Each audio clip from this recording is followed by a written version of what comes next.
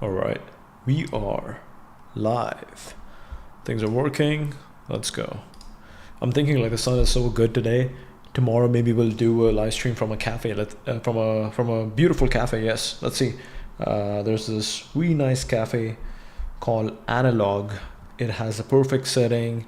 There's a lot of, what do we call them? Cobblestone. There's a lot of cobblestone around it. It has a lot of history, and the sun is beautiful. And I'm thinking like, yeah, what if we bring, just keep doing the work. I usually don't like working from coffee shops because it's like, oh, you cannot leave your place and you got to carry your backpack and it's not very free. You cannot just leave your stuff over there and go around. Sometimes the washrooms aren't really good. You don't want to just leave your stuff. There's too many people. But let's see, we might try that. This coffee shop is literally like 5 minutes away, so we'll try that. We have this beautiful sun. It's amazing. This is also very interesting. Sun is beautiful, sunset is beautiful, and again there's a balance. If you stay for too long outside, number one, I think your head starts hurting if you are out there for too long. This is what happens when you're on a vacation to Italy or something. You are really enjoying the architecture. You're finding everything beautiful, but it's so hot and the sun is out too much. At first it's nice, but then you're like, I think this is too much. And then your head starts hurting. They're like, oh, I don't want to go inside. So it's like, again, balance. And I think for me, I've heard just for a lot of guys, it's like, okay, you kind of want to do the work. You kind of want to balance everything out. You want to do the work as well. Even if you're on vacation, you still want to do the work. So that is interesting. Okay, where do we start? Claude. We've been diving too much deeper into the philosophy, the Upanishads. That was pretty interesting. Because I feel like now that we know these three languages, Hindi, English, French, and I don't speak Sanskrit. I don't understand exactly Sanskrit, but I can I can read Sanskrit because it's pretty much the same way how you read Hindi. So that is very interesting. I think it just brings more texture, and That is really cool. What else? I think the texture is really cool. What else? I think I'm really enjoying this term is called injecting life. I'm really enjoying injecting life into someone. It's like we all want to do good things, but sometimes we all want to improve, we all want to evolve, we all want to do good things, but sometimes what happens is that you don't want to sometimes you kind of miss the support. You just want support from other people. And I think this is also very interesting when somebody can see something in you that, hey, you are really good at this thing. You should do more. Or you should, I know there's this one thing that if you start doing it, it's going to be really good and I'll keep you accountable. So when someone just comes in and starts helping you, I think that is beautiful. That is beautiful. And that is really important. What else? Injecting life. I like this term, overflow of creation. So we will focus on that hey, we are never in the writer's block. We're never on writer's block. We're never on ideas block. We're always creating. That is really important. I'm really inspired by Da Vinci. Tell me all the things that Da Vinci made. I love you hit 2,000 word. Okay, I think we have hit the limit for Whisper Flow, but Whisper Flow is amazing. We might start paying for Whisper Flow. That is interesting. And art, we want to focus on how do we it's again interesting. I think movies are beautiful. Movies are very interesting. A good movie is very interesting because that is basically bringing a lot of little things and putting into a story that is captivating. So movies are actually really interesting. I'm really interested in movies. Tell me what makes a good movie.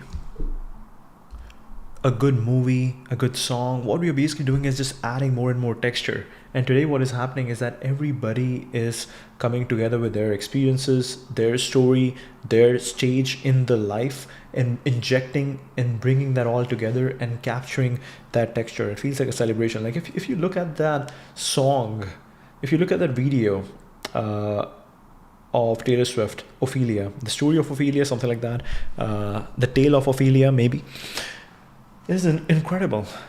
By the way, this is what I love. Like when the sunset is beautiful and there's a plane that is going into the sunset. That is something that you want from Vancouver, because that is when things are so beautiful. You just want to look outside. People must be having a good time over there. But anyways, it's interesting to find the right seat when you're flying into Vancouver. You want to make sure you have the right seat looking on this side towards the mountains. It's amazing. It's beautiful. But yeah, I think movies are also really interesting. Storytelling is interesting. I was talking about the Taylor Swift song Ophelia.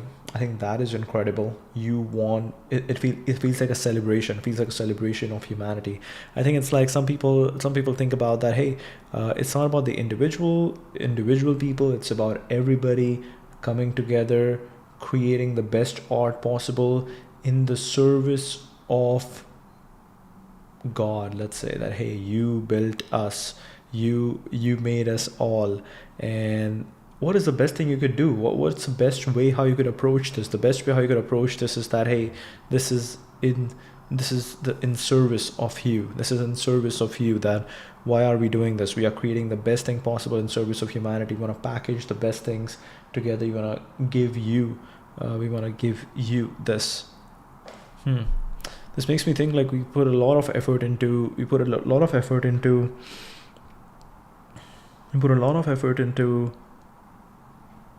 wow, we put a lot of effort in, or we look a lot into the actors, the stories of the actors, their story, because they are the lead, they are what we are looking at. But the true person is the director. It's the director, because the director is the main person who is packaging the story, and then everybody is a Claude Code agent. Everybody is a Claude Code sub-agent. A movie is incredible because a director is incredible because you are literally a person with multiple Claude Code sub-agents running around. And these are the actors, the costume designers, the makeup artists, the extras, the choreographers, everybody, the set designer, the people who are handling logistics, everything. And everybody knows that what is this serving? This everything serves the vision of the director, what he has in mind, that entire packaging that he has in mind, you are serving that. And so it will be very interesting to understand that what is the true inspiration, because we look into the actors a lot. I was just looking to Hrithik Roshan because last night I watched Jodh Akbar, and Jodh Akbar was incredible. Jodh Akbar is incredithis is exactly what a movie. It's very incredible. It's very incredible. There are some scenes which are so beautiful. They're so beautiful because you have this Muslim emperor who married a Hindu queen, and there's this one scene which is incredible, which is like the queen, the empress puts a thali in front of him, and I don't know. I don't even know the Hindi words, but basically, she puts a thali in puja ki thali in front of the emperor, and he has no idea what to do. He's like, "What am I supposed to do with this? I don't know." And then she shows the first step, so he does the first step. He's like, "Yeah." And she's like, "No. You have no idea what is this." So she's like, "This is just the first step. You're also supposed to do the second step." So it's like it's very interesting. It's very funny. And there are these instances even with Hrithik Roshan, who's playing the emperor. It's very interesting because he's like, he switches between a little boy and the emperor. He switches between them because he's like, yes, there's a filter, there's a mirror, there's a role that I'm supposed to play, but then also in some ways I don't know what's happening. I have no idea. I want to learn.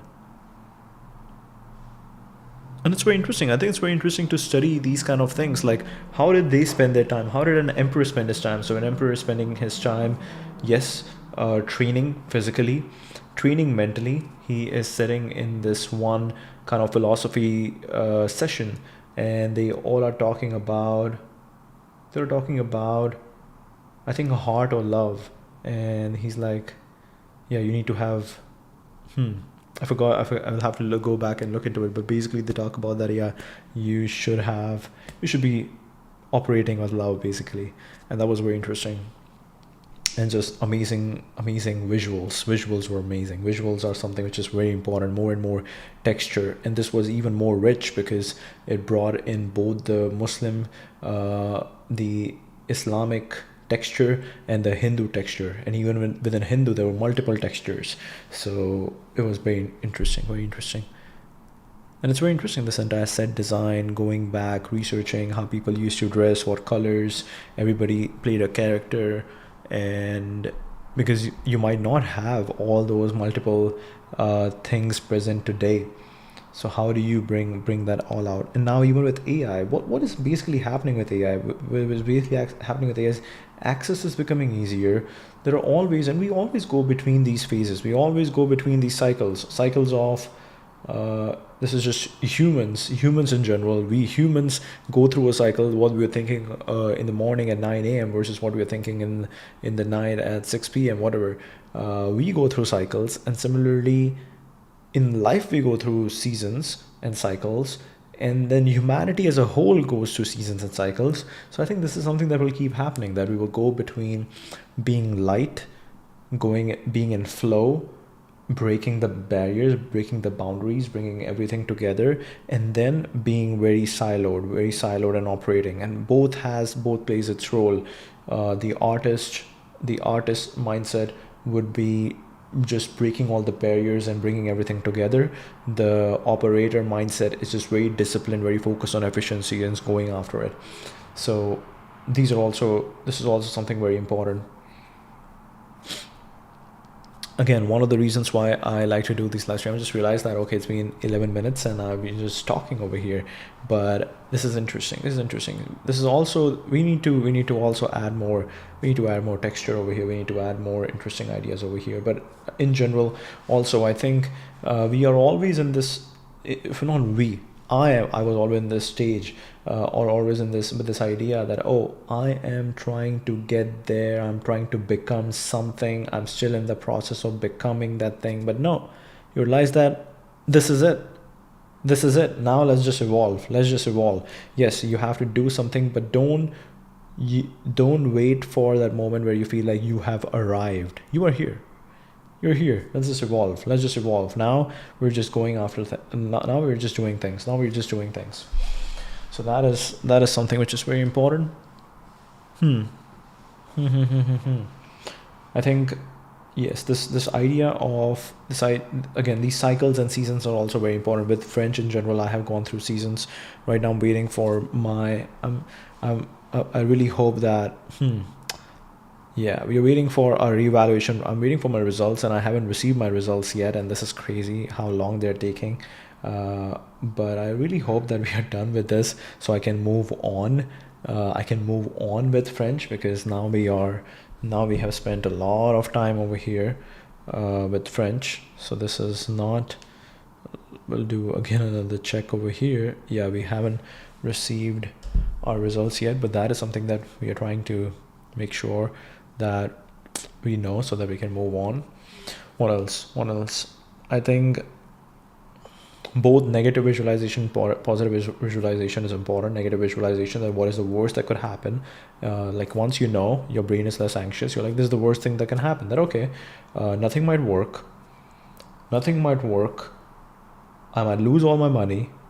I might lose all my relationships, and I'm alone. I mean, I'm on the road. I'm like, okay, that's okay. I think I can still figure things out. So it's like, I can still figure things out. So that is good. So what that will force you is to be more alive and actually be like, okay, if that's the worst thing that can happen, and if I still want money, then I'll just pick up any job, and then I'll start making money, and then I'll at least have food. So that is good. And then if I'm over here, let's channel that same energy. So I think this is also very important. Like once you go on this independent path, you are kind of a little bit anxious that everything might just fall apart, but it's okay. You gotta keep going. You gotta visualize what's the worst thing that can happen, and then be like, I can handle that, and then I think I'll be fine, and then keep going. So that is important. I think Twitter is something interesting. We need to figure something out with Twitter, because it's important to keep, again, Richard Hamming, it's important to keep your door open. While you're working, it's important to keep your door open, see what other people are doing, get ideas from there, see what people are talking, get ideas from there, do your thing, keep doing your thing, keep improving your craft. That is important. But again, you cannot inject yourself too much into the zeitgeist, into the local zeitgeist, because then what will happen is that you might get really distracted. You might get really distracted, and your brain might get filled with things that are not necessary, that are not important. So that is something important. Yeah, constantly reading news is not important. Focusing on your art is. There is this idea called fear of success. I think that is also very interesting. It's like some people are just afraid of success, and that is something I was trying to figure out for myself, that hey, am I afraid of success? Because yes, what happens with success is that what I truly want is just amazing trust, amazing friendships, amazing relationships, and then you are just doing life together. I think that is something that is really important. That is something really important. You have amazing friendships, amazing relationships, and you're doing life together. Everybody could be on different path, everybody could be focused on their own thing, but then you are finding time to do life together. And I think that is something interesting.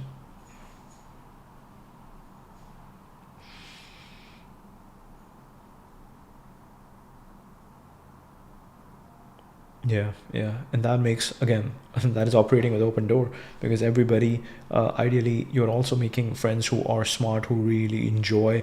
They are not just using that time to be distracted from, like using as an escape, but they're truly enjoying, because they truly feel alive, that yes, I am doing my work, and then I'm spending time with people that refreshes me to go back to work and do more work. So it's like you need to operate in that cycle. How do we enter that cycle? That is really important.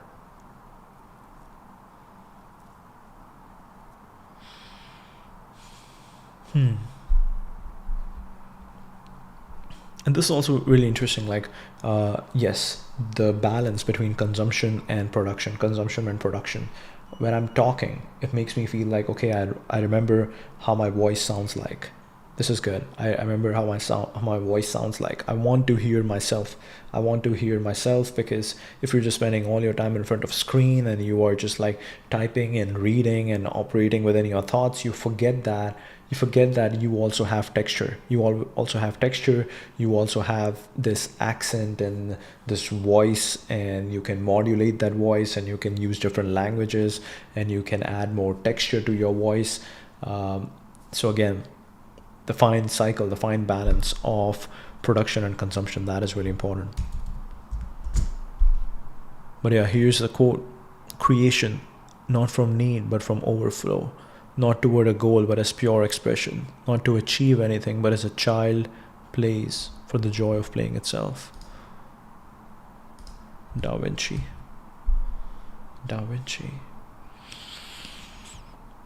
His most celebrated works include the Mona Lisa, the Last Supper, Virgin of the Rocks, Lady with Ermine, Ginevra, the Banshee, the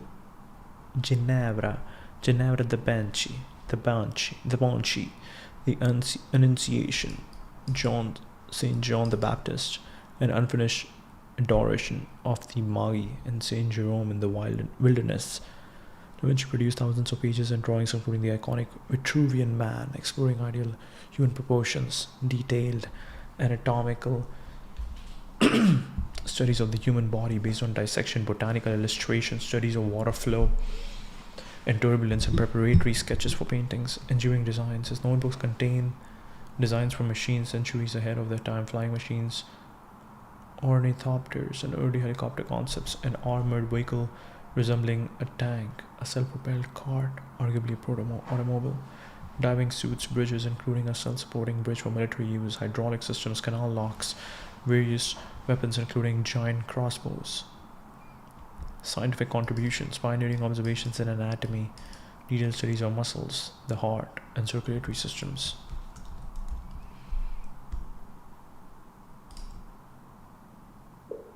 Help me do some protein synthesis.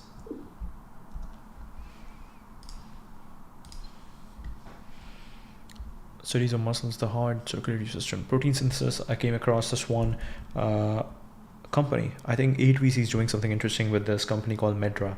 And 8VC, Medra. I think 8VC in general is doing something really cool where they are creating these fellowships. They find the most important talent. They figure out the most interesting problems or most important problems. They bring that talent together. They get them to work in a more research fashion. And then once a product is ready to be produced, distributed, and made accessible, then they form it into a company, proper branding, the right Twitter handle, the right website design, and then they go all out. So that is really cool. Circulatory system, optics, geology, hydrodynamics. His anatomical drawings remain among the most accurate for centuries. He designed fortifications, ideal city plans prompted by plague outbreaks in Milan. Ideal city plans, and contributed to architectural projects through... Tell me more.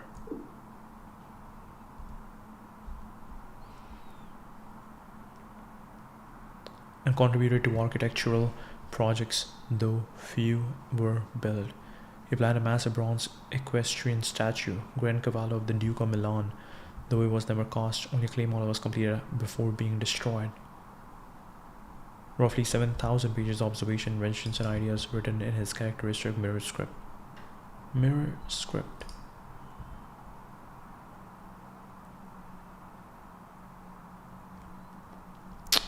The devastating plague that struck Milan, killing roughly a third of the population. The outbreak exposed how medieval urban planning, cramped streets, poor sanitation, crowded housing accelerated disease spread. Proposed to Ludovico Sforza, a radically reimagined city built on 2 levels. The upper level would be reserved for pedestrians and the aristocracy, featuring wide streets, elegant architecture, open spaces. The lower level would handle all commercial traffic, good transport, sanitation, especially separating clean civic life from the messy mechanics of urban function.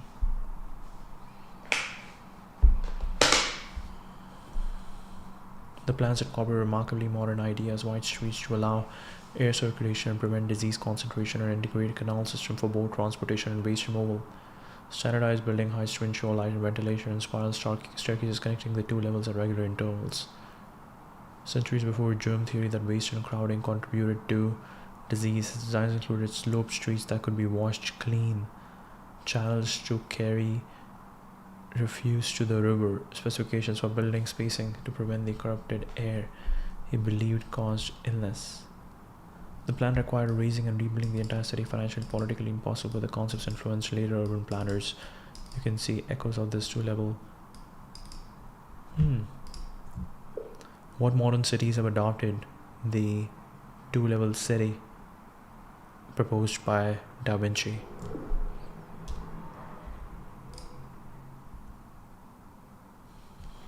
Several modern cities have implemented multi-level urban designs that echo Da Vinci's vision, though none were directly based on his plans. With lower backer drive handling commercial traffic and deliveries beneath the main street level.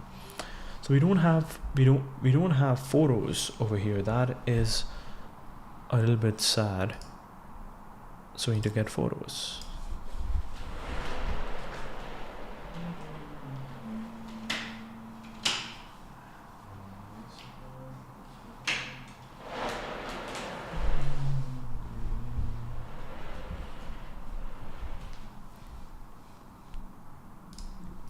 Okay, and this is the bad thing about turning on lights.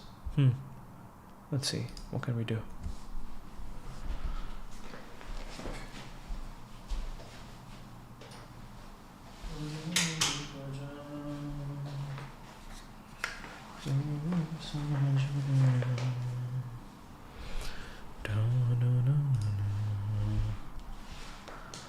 Okay, not bad.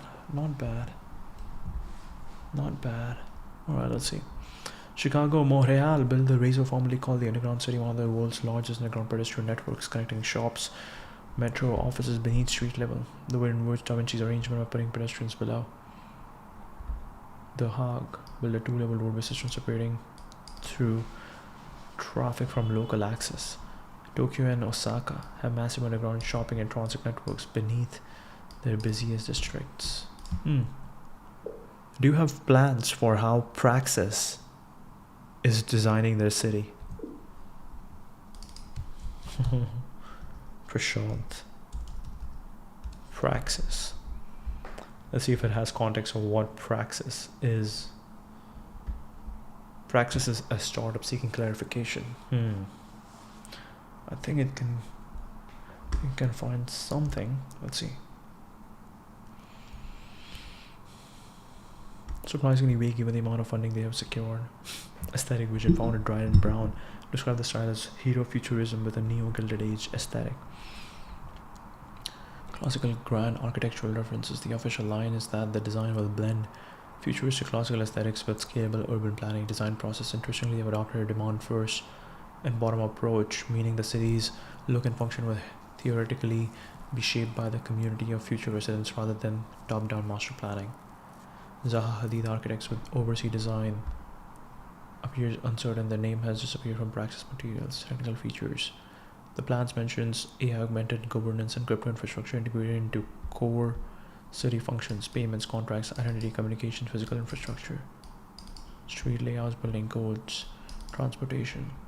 Initially roughly 1,000 acres for about 10,000 residents. Location has shifted repeatedly: Mediterranean, Caribbean, Greenland, Latin America, and most recently a site in California called Atlas, north of Santa Barbara.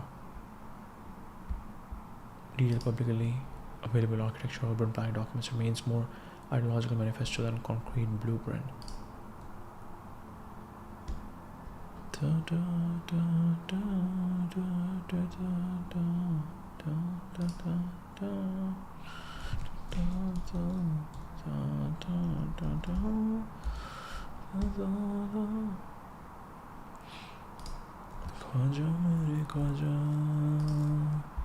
Reunite the West, the world's first digital nation.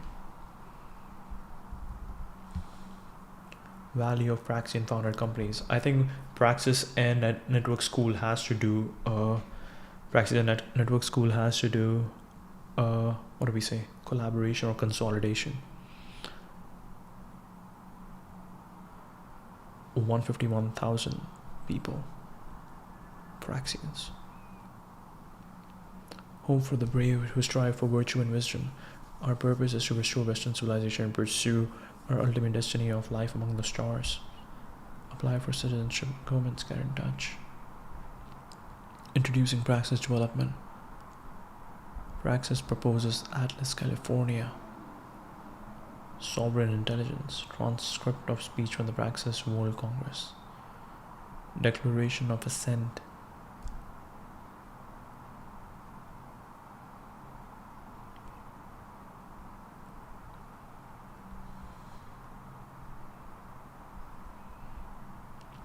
Digital nations. Inter-native organizations with shared culture consisting of a worldview, way of life, and identity, and eternal economy to develop internal capacities and a marketplace and governing institutions that create and enforce laws pertaining to membership and conduct. Formed to lead and advocate for its people. The next wave of crypto adoption requires infrastructure integration into the core functions of society. Crypto's Endgame.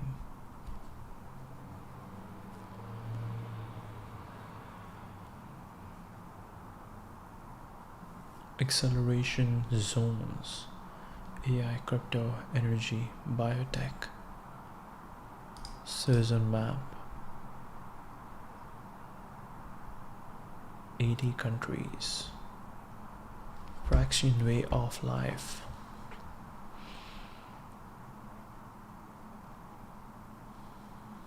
Alignment with the transcendent. The Praxian way of life is driven by vital energy that seeks transcendence through heroic action and contemplation. Mission is to channel this drive into cohesive way of life.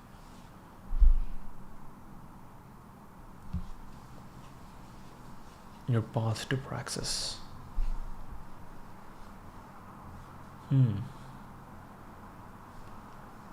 Join the nation, take the pledge, build the future of the West. Praxians are distinguished by the commitment to invest their time and energy into the empowerment of the nation and people of Praxis. To learn about how to contribute, join our Discord. Crowdfunding a new city. Why are they crowdfunding a new city when they already have the funds?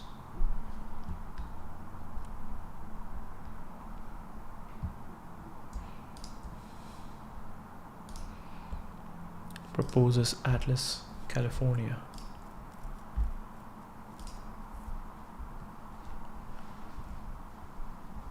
June 4, Trident Brown.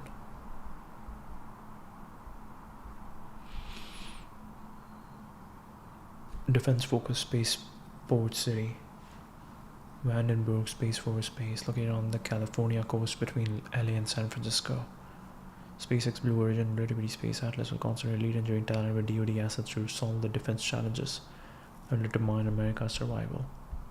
Greatest technological competition since the Cold War. 4 years of Biden weakness allowed China to advance autonomous warfare capabilities, while American defense innovation was strangled by red tape and anti-business policies. But America always rises to meet the moment.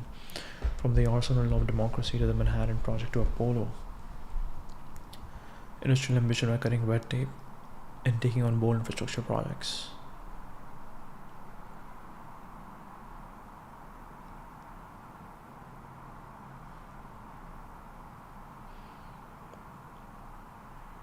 Potential anchor tenants including autonomous systems manufacturers.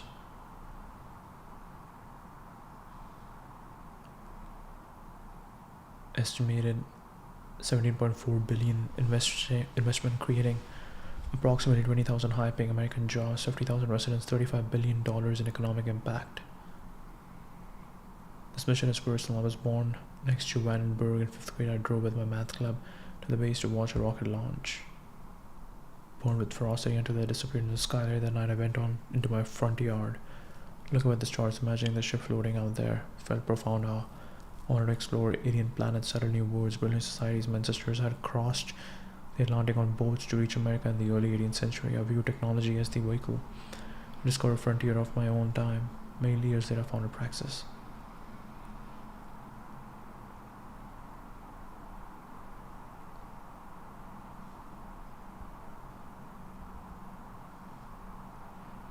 Defend the West on Earth and beyond. America has always answered the call when it matters. We built the arsenal of democracy, split the atom and reach the moon. Now we must build the city that wins the century.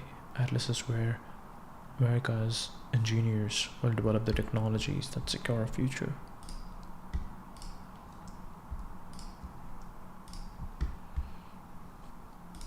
Transforming the world's largest asset class with AI.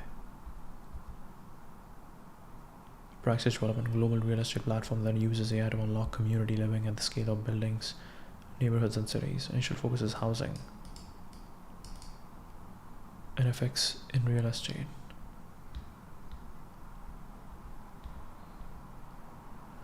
One example of proposal for Atlas, California, concept of defense and spaceport city. Align community scale development with America's most urgent strategic priorities, rebuilding the defense industrial base, accelerating aerospace and AI infrastructure, and securing critical supply chains. Same network effect logic at a large scale. A pre-organized community of engineers, operators, founders anchors the residential demand, which in turn pulls in offices, labs, secure facilities and industrial capacity. What normally takes decades of fragmented development can be stood up in years.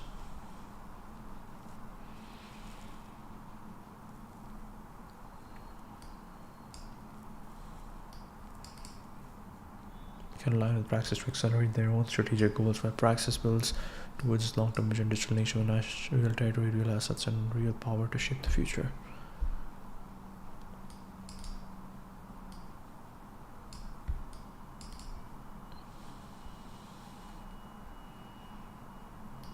Lower cost of capital. Cluster assets into the first acceleration zones, integrating housing, workspaces, culture into self-sustaining neighborhoods, culminating in the development of the first Praxis city.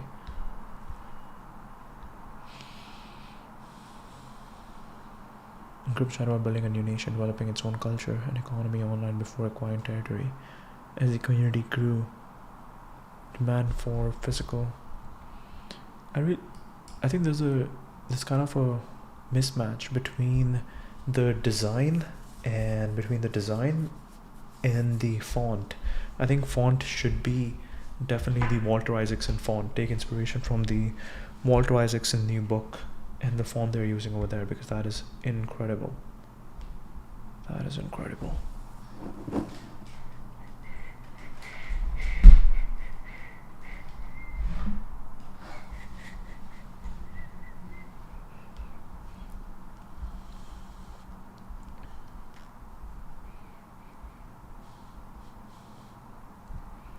As a group chat, developing its own culture and economy online before acquiring territory.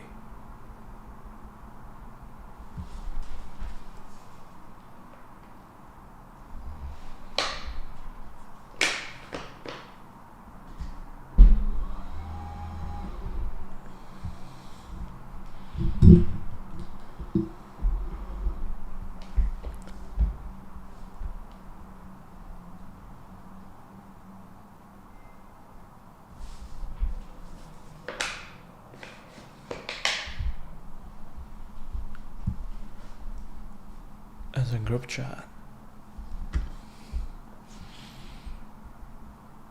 demand for physical space emerged organically. In New York, we launched our first embassy, residential units paired with community hub. Residential experiments in Austin, San Francisco, LA, Miami saw higher retention, faster lease up. See, does something incredibly rare in real estate: global network effects. Real estate has always been driven by network effects, but they are almost always local. Manhattan has them, Soho has them, every individual co-op buildings have them, but those effects accrue to the land in a diffuse and non-portable way. Attempts to create global platforms from WeWork to Soho House prove just how hard it is to bridge community across geographies. The reason simple communities are hard to scale. It's costly to maintain standards, labor intensive to facilitate, and fragile and mismanaged. AI tools that scale community. We used to have a large community team. Now we have one largely automated curation via admissions. Begin automating connections between members. Forecast demand with new precision. What once required a large high-touch team can now be done continuously and systematically. The result is no longer not just stronger communities, but stronger economics, lower churn, lower acquisition costs, more predictable stabilization. Unlock the embedded network value when living in the residence makes them more invested in Praxis and more willing to share it. Global platform level network effects in real estate become possible, and when these effects are captured, they compound from buildings to neighborhoods to entire cities. From buildings to cities. We start with residential buildings. Houses is our citizens' largest expense and natural context for daily interaction. Communities embedded into a network of residential spaces. Higher willingness to pay, longer attention, viral growth as residents bring in their friends. They evolve into acceleration zones, neighborhoods where the density of aligned residents generates demand for commercial and industrial assets, offices for startups and remote teams, labs and workshops for research, cultural venues for gathering art and music, retail and services that thrive on guaranteed demand. The arc leads us to new cities and legacy metros. Already embedded in sky-high land prices, developers capture only a fraction of that value. The rest accrues diffusely to whoever owns dirt. By contrast, when we acquire inexpensive land and bring our network to it, we generate the network effects from scratch, capture the full uplift ourselves. I think this is very interesting. If you bring the right people together, if you bring the right community together, for people they quickly realize that it's not money, it's being around your people. So if the facilities are right, they would move to a place where they are always around their people.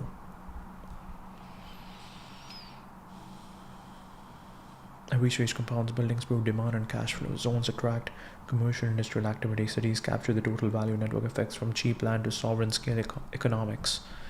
Each project also adds to the growing treasury of real assets, land, buildings, infrastructure, productive capacity.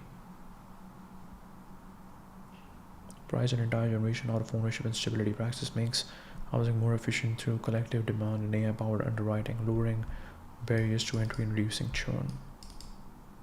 High-risk communities make raising children easier, addressing not just affordability but the birth rate decline. National security, economic development. Countries need to rebuild industrial capacity, secure supply chains, compete in the AI race. Okay, this makes me think that we need to look into Balaji, because we'll look into both Dryden Brown, because it seems like he is posting. It's not that he has stopped posting. And we'll look into Balaji.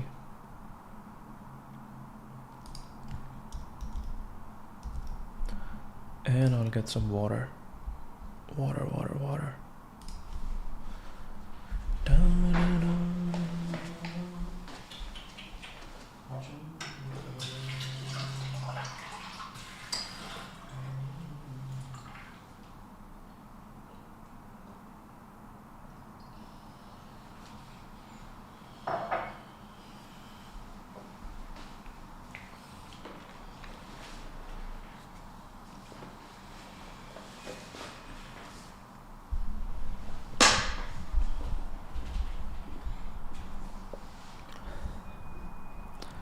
Okay, author of the network state, founder of the network school.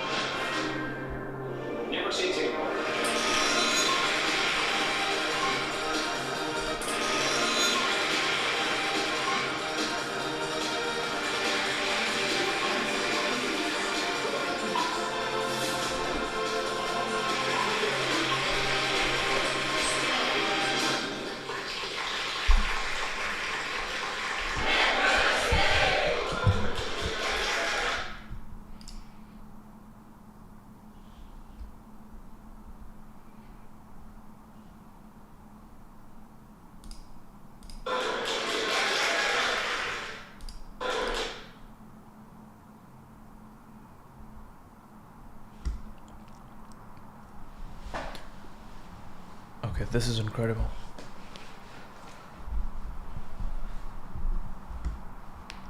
This is incredible.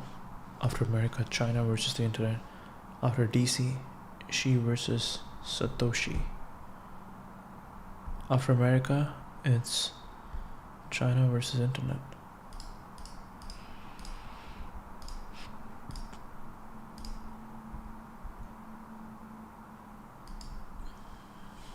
Rex at Praxis Nation. Digital nation for the future of Western civilization. Rome will still stand at the end. The founder of the biggest hedge fund in the world sold his stake and moved his family office to the UAE. This is underappreciated, the first significant exit. Moving a family office only advantages you from state taxes, like moving to Florida. My guess is he's signaling a deep commitment to his LP base by being there. The true signal would be giving up your US citizenship. I have met a number of folks in Singapore who after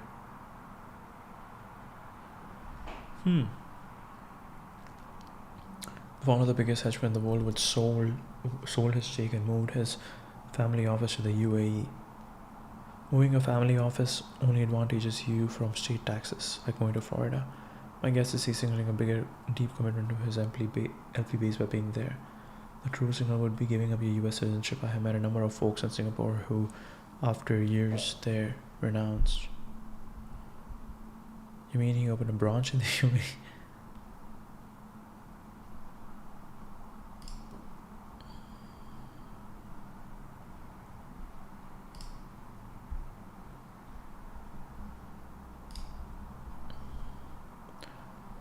Fiat monetary order, the domestic political order, and the international geopolitical order are all breaking down, so we are at the brink of wars.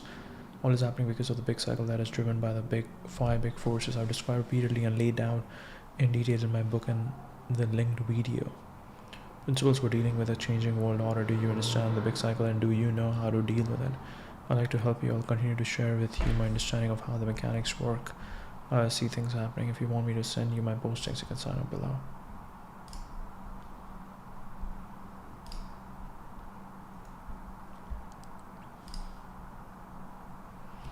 How good this is for America. Institutions reducing dollar exposure. If you expect to have less leverage in the future, negotiate for whatever you can now. If you expect to have less leverage in the future, negotiate for whatever you can now. Green and Venezuela, African minerals. If you view the end of the dollar's reserve status as inevitable, it may be worth accelerating the timeline if you get trillions in assets in the process.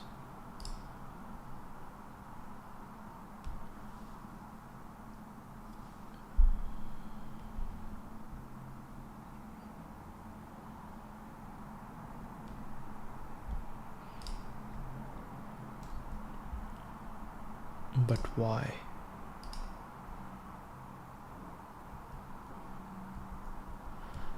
What's going on in currencies should not be called de-dollarization. That would imply a shift away from dollars into other fiat currencies. The more accurate term is fiatization. All fiat currencies being substituted for hard currencies like gold. There's a reason I don't use network states. States are a bloodless construct devolved into a legal loophole, enabling schemers to steal your birthright. Nations are the collective destiny of a people, a precious flame that must never be extinguished.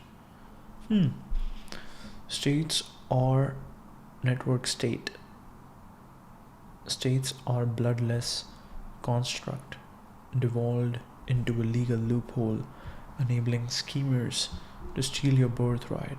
Nations are the collective destiny of a people, a precious flame that will never be extinguished.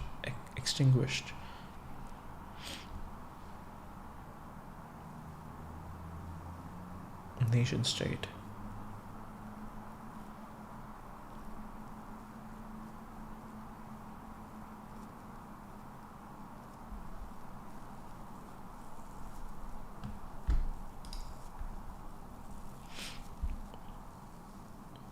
We are witnessing a great extinction event. The French, the Germans, the British, the Irish, and soon the Americans.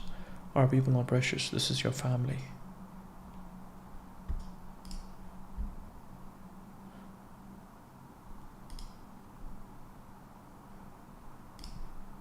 There are fewer than 3 million white males. Fewer than 3 million white males aged 20 to 30 living in England and Wales. More than 3 million Afro-Islamic males aged 20 to 30 entered Britain over the last decade. What do the British military and the British king think about this bizarre and absolutely unprecedented reality?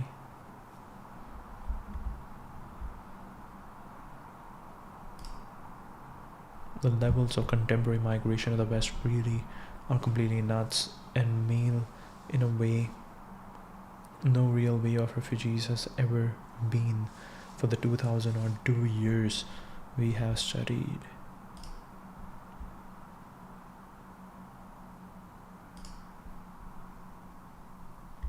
The terrifying monumental idea of a time reconstituting nations. The real France is the French people, not a bastardized group of new Europeans.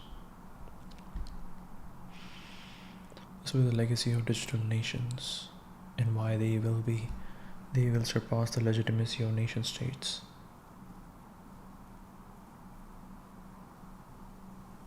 If you leave California for Miami or Austin, you will consider exiting America sooner or later.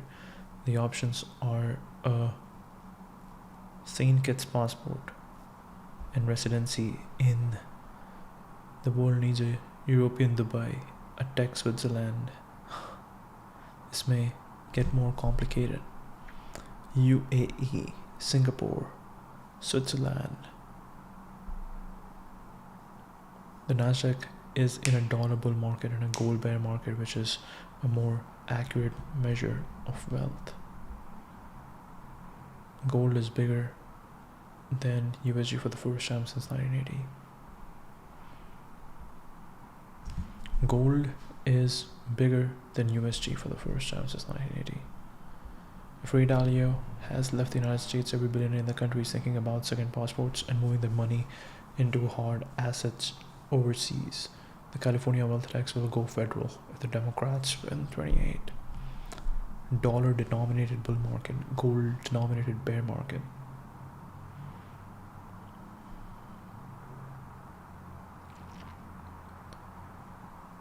Most overvalued stock market by any metric. This will end in tears. Now look at equities in gold terms. Implicitly, Equivalence is telling you to be long dollars. The market views Maximum as a store of value asset. Crypto was about hard money, not finance. That too is scope creep. Marks the end of an experiment called Web3 and simultaneously idealism in crypto. True, this crypto was always about finance. It's about tokenizing stocks for 24/7 trading, automating back office stuff and providing an alternative shadow system for the world. I think Dan should really share his idea on crypto in general. Yes, I hope he shares more, but there's actually a tweet over here. But I really hope Dan shares his idea on crypto now.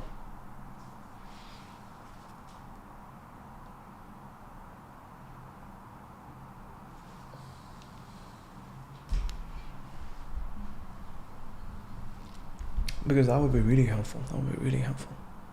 Horse Gold Arc unlocked. What? Where is this? This looks like...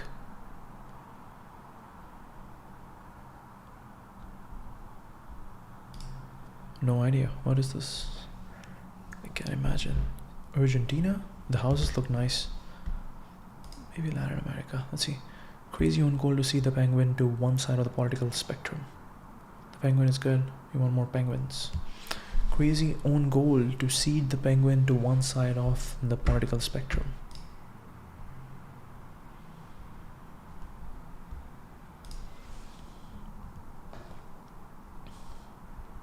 Journaling is over. It's all going to be voice input and read in output with chat agents. Realizing I haven't journaled in a couple of months, it's all been talking to Claude on walks and reading what it says in response. Much better, it knows me. We can provide insight immediately. Funny you should mention that. I'm working on the iOS version of my new AI voice notes journal app. Trying to reimagine what a journal can look like with AI primitives. Okay, I'll DM this guy.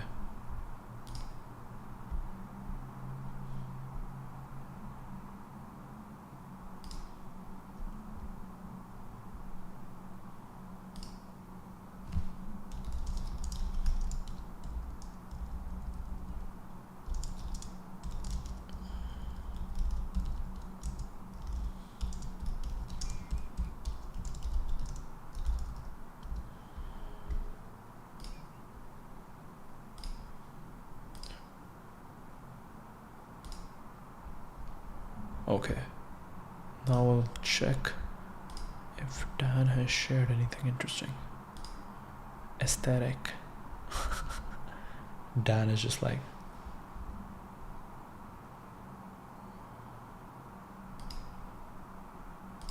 congrats on the new house.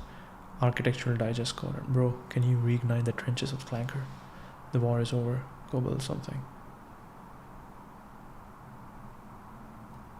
Another home you own.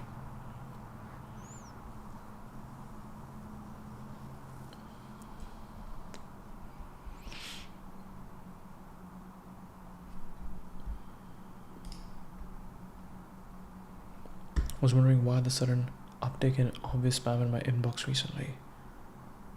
Automatic sorting are broken. Accelerate. ISO city, ISO coaster, zone on desktop, split planes.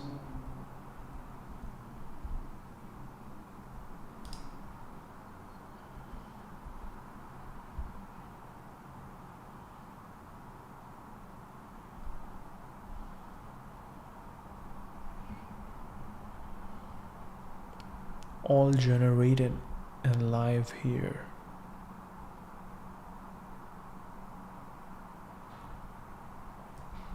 Playing many cities at once or different areas. Andrew Milch. Oh. Andrew Milch's Cursor and Skiff Privacy. Yes. He sold his company to Notion. And now he's at Cursor. He was on crypto, sold to Notion, and now he is at Cursor.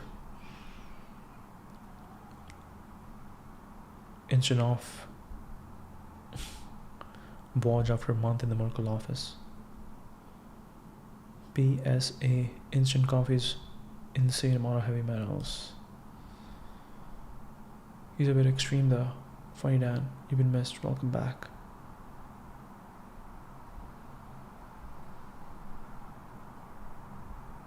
He's a bit extreme though, he even avoids salt.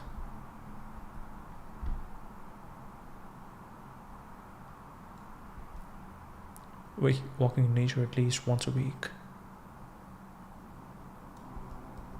No brain rot in any form, no social media apps installed on the phone, no notifications enabled on this phone. Meditation once a day, no sugar, salt. Daily family time. You can call it euro per.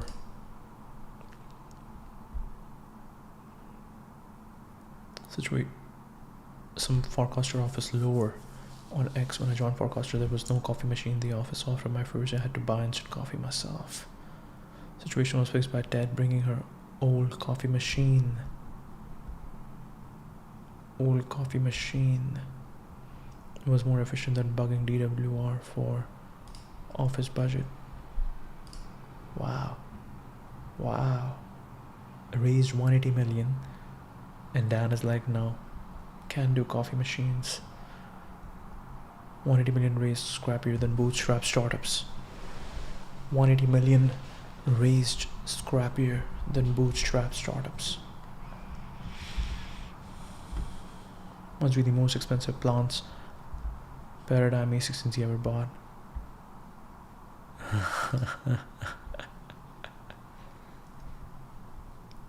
Plants will be returned to investors in full.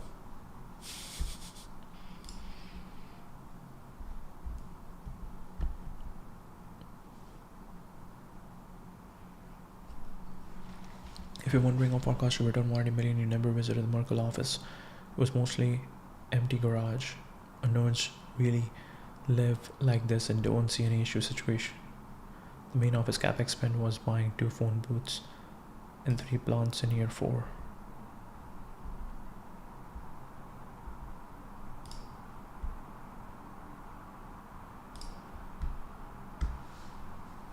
Very interesting. Very interesting. Very interesting. They got a full... And Farcaster never sponsored any of the events. Farcaster never sponsored any of the hackathons, let's say. Because this is what most crypto is known for. Crypto is known for basically spending a lot of money over there. Wow. Wow.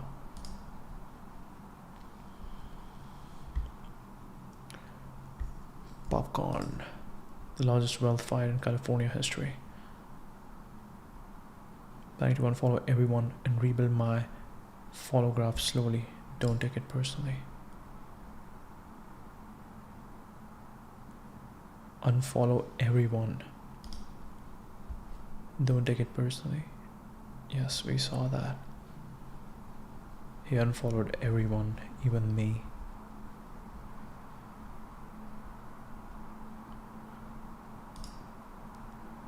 Can you publish the pitch deck for educational purposes? I think a lot of us early founders could benefit from a masterclass. There wasn't one. Might become a Diet Coke guy. Lol. Anytime I need to do something in Rippling, I just take a screenshot of the page, feed to ChatGPT, ask what to do next. Works 95% of the time.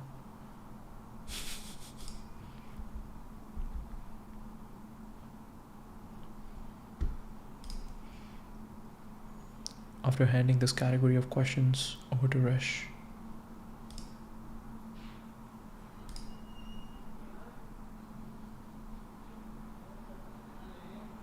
Very cool. Fuse Lens code script that can send a GM cost directly to Snapchain, any programming language, bounty, $100 in USDC deadline, January 3. I tried doing this with Cloud Code. Biggest issue, I had mnemonic but no signer, so needed to get OP mainnet ETH, no free RPC to broadcast transaction.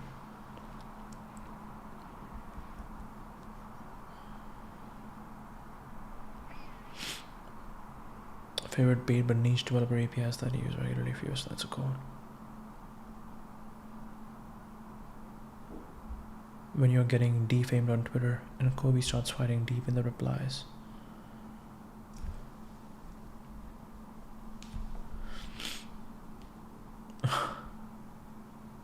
One of the highlights of my career has been working with Goksu and everyone else on my team. Working on Farcaster with Dan Burrow and the team for the past 4 years was the most rewarding experience of my career. Dan replied to my DM in 21. Unfortunately, the reaction on global town square to next phase Farcaster protocol is not that surprising. However, CD overall is crossing into ink. I have no idea what that means. I wasn't planning to post anything, but when outside counsel started sending me the defamatory tweets,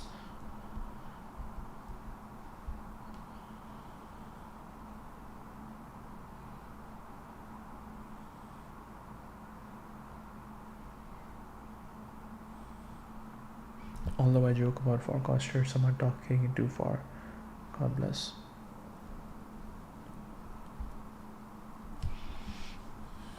A postmortem note, I don't like the word because Farcaster didn't die, but you get the idea. Not to answer the haters, but simply to recap the entrepreneurial journey, your thoughts along the way, how they changed, what you wish you had done better sooner. Only the conclusion that you to pass the torch. I would finally really like to read, and that would be very useful. Lots of founders out there.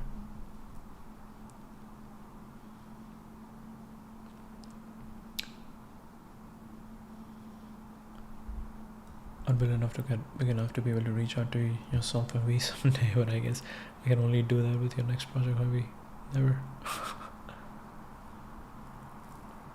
Next question: why did you spend at least maybe Vampire Attack X on marketing or something? We spent plenty of money on growth, more money, more growth. Growth only works if you have mechanic flywheel retention. I don't know what kind of magic you were using, but to spend that much money and still return the full 180 is very impressive. How can we replicate this? Step 1, raise 180. Have interest rates be high. Be frugal.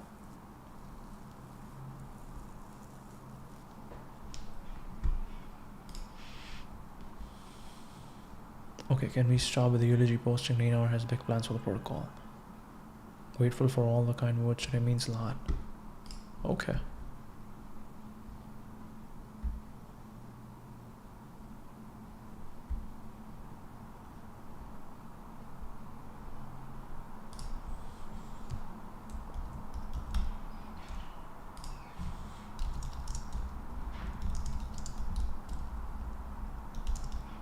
Dan, do you still crypto? Do you still?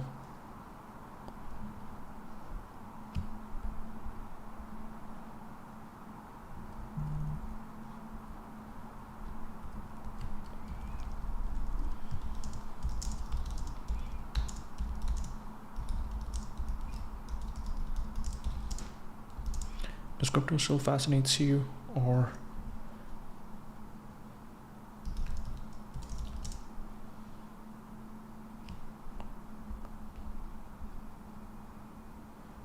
does crypto still fascinates you? Does crypto still fascinate you? Does crypto still fascinate you, or are you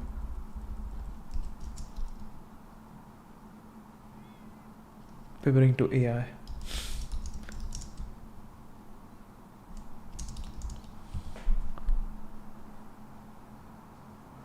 Does crypto still fascinate you?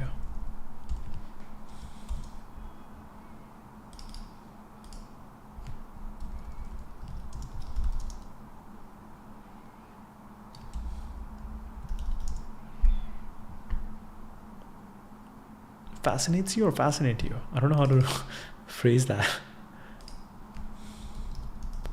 Rephrase.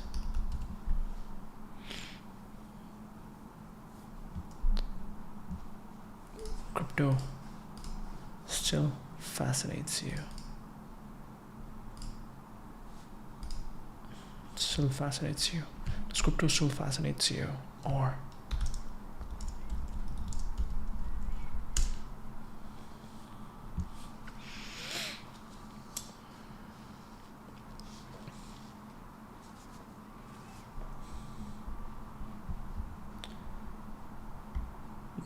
I think, what was the question you want to ask Dan? Because he has seen something this in depth.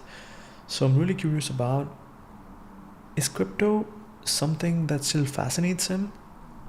Or curious, is this something that still fascinates you? Or now you're looking at the opportunity cost, that the work in AI. Does crypto still fascinate you? Or are you moving to AI because that's where we are having more, that's where the world seem to having more impact?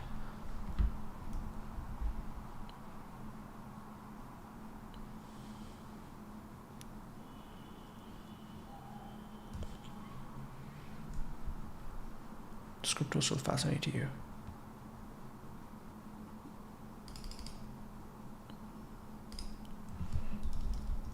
Rephrase. Keep the word. Fascinate.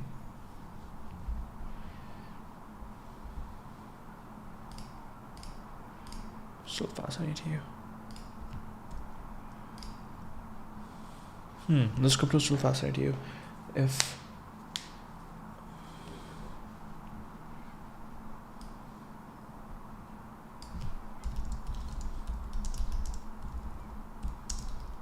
I remember, like, once he said that, when I turn 80, I'm gonna look back and have built something that was big, that was like, basically, you want to leave a gift for humanity. You want to build something really important, a gift for humanity, to serve the humanity. If your goal is to have the biggest impact, if your goal is to have the biggest impact,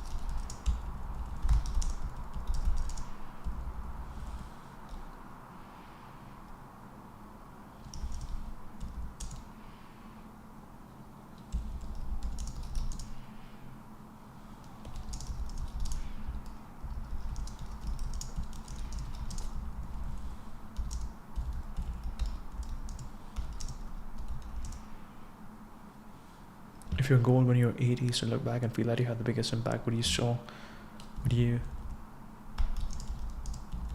stay in crypto?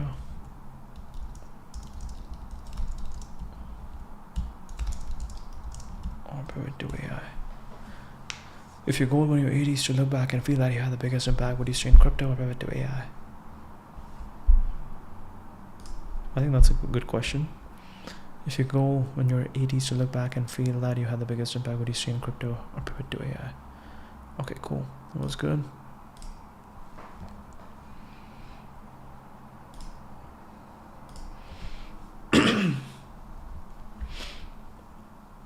After America, China versus the internet. After DC, Xi versus Satoshi. China is moving into Canada. Whoa, what does that mean? Maximalist America. China is moving into Canada. Tech is moving out of California. And the world is moving out of the dollar. Well, that adds up to his communist versus maximalist. Because after the dollar, SDC is out of money. So Carney, Newsom, Walz, Mamdani turn to Xi, and MAGA, Elon, Texas, Miami turn to Satoshi. I agree that places like Alberta will be battleground and indeed are already battleground seen since recent comment. This was an alternate map. Oh no, BC. What happened to BC? Absolutely not. If you're going to do America like the Canada, should unequivocally not be all blue. Metro, Van, and Victoria, the Calgary area, Toronto. Metro, Van, and Vic. Wow, I'm really happy that he said Vancouver first. Metro, Van, and Vic, the Calgary area. Toronto, Golden Horseshoe, and Montreal area with some selected Atlantic Canada is blue. Almost everything else is yellow. Oh no. Oh no. Oh no. He put us on the wrong side. Metro, Van, and Vic, the Calgary area, Toronto, Golden Horseshoe, and Montreal area with some selected Atlantic Canada is blue. Everything else is yellow. Communist America will have Chinese drones and robot dogs, and the abundance of agenda will become the surveillance agenda. But I believe the free internet can balance that. After all, the internet is the one thing with economic scale comparable to China. China would win then because they have China, mainland plus all of Canada and California, New York. Free internet can balance that. After all, the internet is the one thing with economic scale comparable to China. Except California and New York are quickly losing their best to Texas and Miami. They will retain NPCs who are suitable for communism. The big question is big tech. Can they relocate like Elon did, or will they get disrupted by California, China, or AI?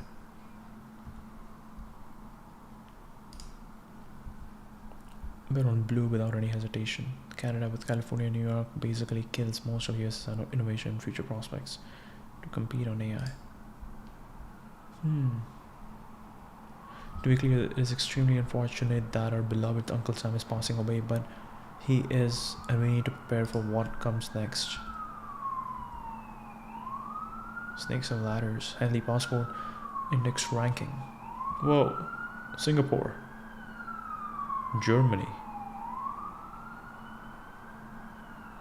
Britain,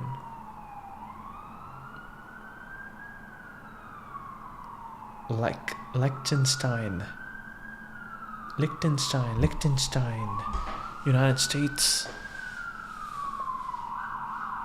Monaco. Countries with access to an equal number of visa-free destinations share the same rank. Wow. Is that foreshadowing or a threat? Let's understand what time it is. I think it is maybe a bit too soon to be speaking about Afro America. Over the last few years, Blue America definitely lost control of speech via social media, via AI, and money via crypto to the internet. They also lost the American state. Over the same period, Red America has now lost the trade war to China, the proxy war in Ukraine, Cold War over Taiwan, and also winding down the American empire. NYC finance is being driven out of Mamdani, and Californian tech is being driven out by wealth taxes. US universities are getting devoured from the inside by wokeness and defunded by the outside by the MAGAs. The US military is withdrawing from Asia. US military is withdrawing from Asia and ceding it to China, and also leaving Europe to Russia, as outlined 2025 National Security Strategy. It is focused on beating up nearby countries in the Western Hemisphere only. It's exactly like the Soviet implosion when Russia lost its far-flung military bases and got embroiled in nearby border clashes with Chechens and Ukrainians. That is, it's an American imperial implosion, a forced retreat, as opposed to a mere reassertion to the Monroe Doctrine. Really over blue versus red. It's another BM and J6 every day on your feed forever. Democrats drive around to seek out Republicans for physical confrontation to finally print out the endless conflict into the physical world to print something. Blue states are using the visuals to argue for soft secession, while reds will use it to argue for a tougher crackdown. Abroad, the Biden sanctions and Trump tariffs mean no country has any incentive to hold US dollars, buy US treasuries, trade with America, or trust the US financial system. Biden chip ban and Trump trade war didn't work to restrain China, which is now stronger than ever and has proven it can build everything domestically. The cutoff for tourist visa, student visa, worker visa, and researcher funding means the US no longer wants to be a hub for science or tech conferences. Whatever is there is legacy. The California wealth taxes, NYC rent controls, US remittance taxes, DC equity seizures, just 10% stake in Intel, and attempted land seizures, most obviously Greenland, but also overseas holdings in America, mean that US managed financial ledgers are no longer trustworthy.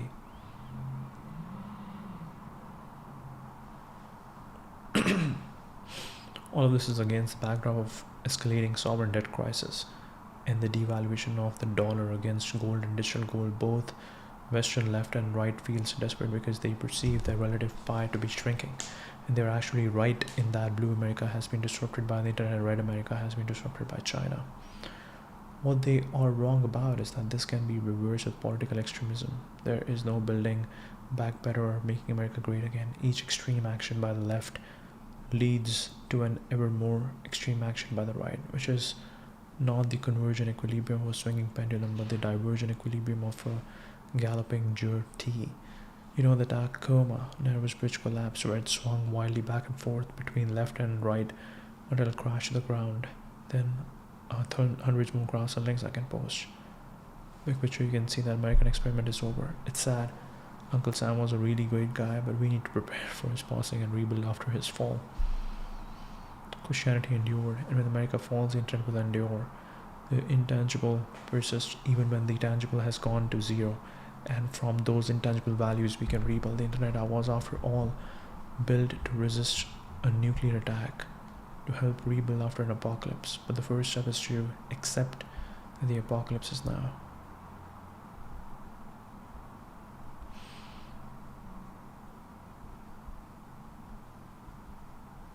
"40 years after the end of World War II, the Japanese are on the move again in one of the history's most brilliant commercial offensives as they go about dismantling American industry, whether they are still only smart." I think this is very interesting. Like, what do you want to fight for? You don't want to fight for a country that you never belonged to. What you are truly fighting for, being around the smartest people, because those people will solve the world's problems, humanity's problems. I think that is a better way to think about it. Like, your goal is not to try to act as if you care about something where you didn't even belong to. Your goal is to be around the smartest people who are constantly solving problems, who are going to help you solve your problems, who are going to help each other, and you all are going to prosper as a result. That is important. That is really important.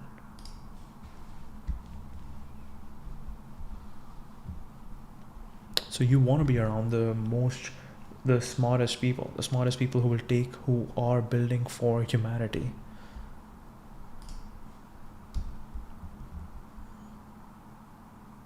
I think this is the reason why it seems like Elon left the government, because it's like, yeah, you can be working on just improving the technology so much, making the technology so much better, bringing that abundance will solve a lot of problems for other people, because sometimes it's hard when people don't know how to make money. And because it's also right that if people are working in factories and suddenly factory jobs are going, nobody truly it's very weird that people are truly fighting for the fact that no, I want my factory job. I want to show up at 9, leave at 9 p.m. and I want to be in the factory working all the time, not a creative job, but very mechanical, very administrative. I'm not actually spending time with my family. That's not something you fight for. You are fighting for that because as a human, yes, it's hard to make changes. It's very hard to make changes because your brain is much more capable of understanding what you're going to lose versus what you're going to gain. Wow. Oh, that was weird. But anyways, your brain can easily think about everything that you're going to lose when you make that change versus everything that you're going to get, every positive thing that's going to happen to you because of that change. So that is something important to understand. And for most people, I think UBI has to become something normal, that people shouldn't be fighting for food and safety and security and shelter. That is not something people should be fighting for. We already have abundant food. We must have abundant shelter for people to sleep properly, nicely. I think that is really important. And then once that is taken care of, then it's all about how big of a contribution do you make to others. How big of a contribution do you make to others? If the bigger contribution you make, the bigger you are rewarded.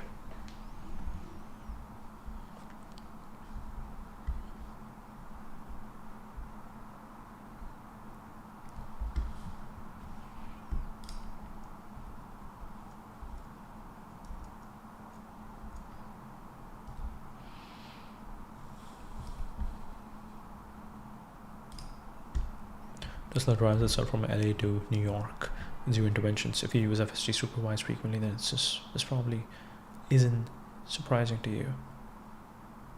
Bringing energy storage to the home is like indoor plumbing. Your toilet tank has storage. Your water heater is storage. You don't know it yet, but you're electrically living like you're in the 1930s. Tesla Powerwall to have uninterrupted power for your house. When your utility goes down, you will be one of the few in your neighborhood working lights working, refrigerator, and able to charge all your devices. Full unsupervised robotaxi ride in Austin. Okay, it's taking a left turn. It's good that you can see in the indicator. That would be weird. People will be like, okay, why are you showing this video? It didn't work. It just stopped in the middle of the road. My first unsupervised robotaxi ride is right here in Austin. Come along with me on this first experience of driving around Austin with just me in the car and in the back seat.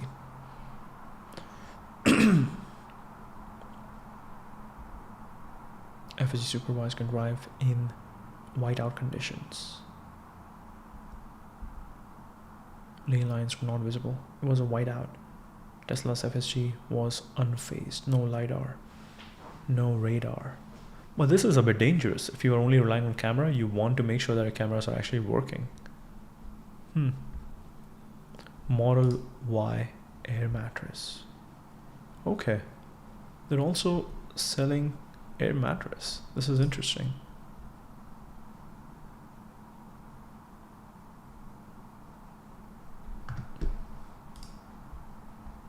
Cap mode. Your Tesla drives itself with FSD supervised so you can take in the views. This is so important. This is so important. It's like something that Derek Stewart was talking about, that I'm in a car, I'm with my little kid, and we are going in this very scenic route. But the problem is that it's a highway, so you have to go on 85 speed. You cannot just go slow and really enjoy the mountains. So now what is happening is that, hey, it's a highway, just turn on your supervised mode, and then you can have fun. It's the best driver you can hire. Tesla built the most advanced lithium battery. Okay, so this is interesting. We looked into Dryden. From Silicon Valley to startup cities.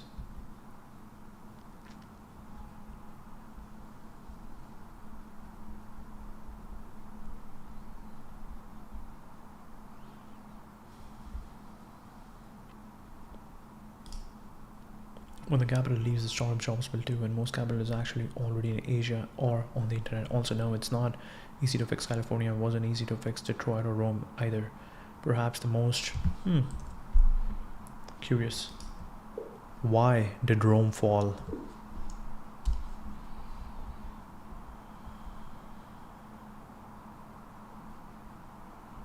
Rome didn't fall in a single crash. Roman denominations. It eroded quietly and loudly until the structure could no longer carry its own weight. Marble palace eaten from the inside by termites and nudged by earthquakes.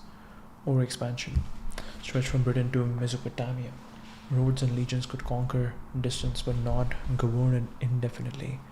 Communication lagged, borders thin, and local crisis multiplied faster than Rome could respond. Power outran coordination. Political decay. Emperors rose and fell at sword point.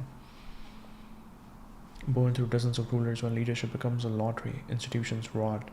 Loyalty shifted from the state to generals who paid on time. The empire became a revolving door with daggers. To fund armies and bureaucracy, the state debased its currency. Silver coins thinned to whispers of metal. Inflation surged, taxes rose, trade slowed, and the middle class evaporated. Money stopped being trust and became survival math. To fund armies and bureaucracy, the state debased its currency. Silver coins thinned to whispers of metal. Inflation surged, taxes rose, trade slowed, and the middle class evaporated. Money stopped being trust and became survival math. Military transformation. Rome increasingly relied on mercenaries and federated tribes. These soldiers fought well, but their loyalty lay with commanders or kin, not with the idea of Rome. Without shared identity becomes rented strength, external pressure. Goths, Vandals, Huns, and others didn't destroy a strong Rome. They pushed through a Rome already hollowed out. Shocked the world because it revealed the truth. The city was no longer untouchable. Walls matter less when belief is gone. Civic virtue, once Rome's engine, faded. Fewer citizens felt responsible for the public or republic or empire. People retreated into private life, religion, or local loyalties. When the we dissolves, the state follows. The big pattern. Rome fell when complexity exceeded coherence. Too large to manage, too divided to reform, too exhausted to adapt. Formally ended in 476. The eastern half, later called Byzantium, lasted another 1,000 years. Same roots, different pruning. Civilization don't die from enemies at the gates. First they die when their inner agreements break.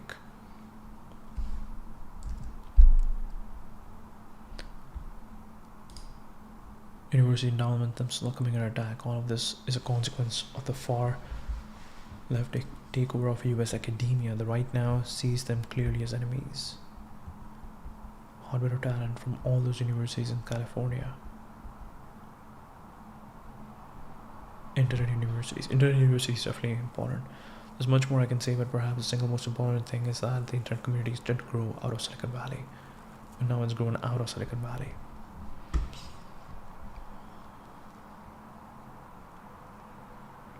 Gain sufficient democratic strength to have some say over the land under our feet, and that's the next step. We have started new companies and new currencies. Now we need to found our own communities and cities and countries.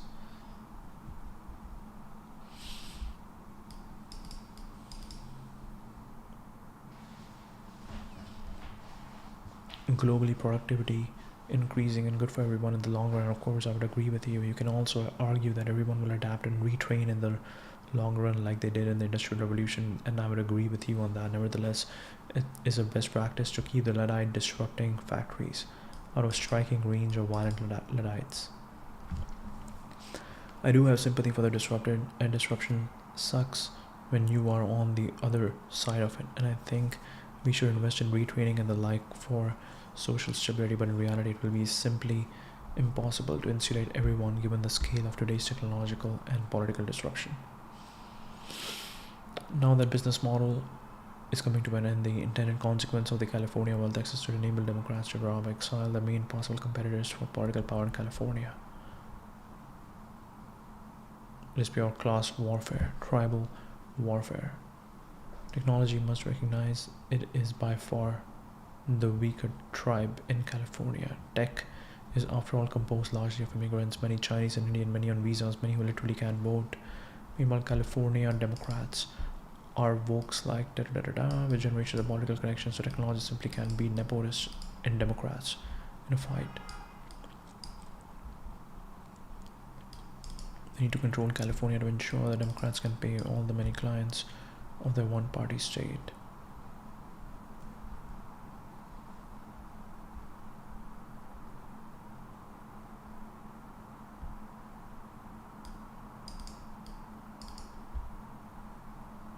This is even more obviously true for the hundreds of younger non-American unicorns. That's because the internet is as American as America was British.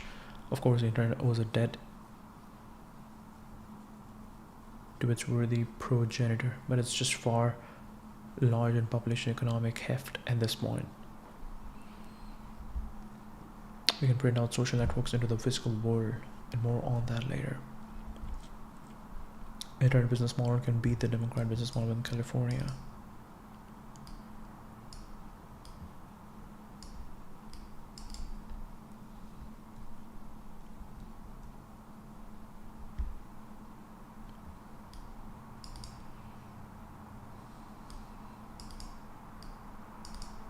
Just tax the money while technologists have to work for it. This is part of a broader point. Interesting. Just tax the money while technologists have to work for it. This is part of a broader point. The blue business model is just far more lucrative than working for a living. It's not just the homeless industrial complex, it's the 100 billion California trained at nowhere, which is a legal graft that funds union workers who do not work but do vote Democrat. Every other state program and NGO maintaining the blue business model is simply win or die for California Democrats. Their entire lifestyle relies upon continued one-party control of the Californian state. Infinite inflation, taxation, redistribution support their many clients from illegal aliens to unions.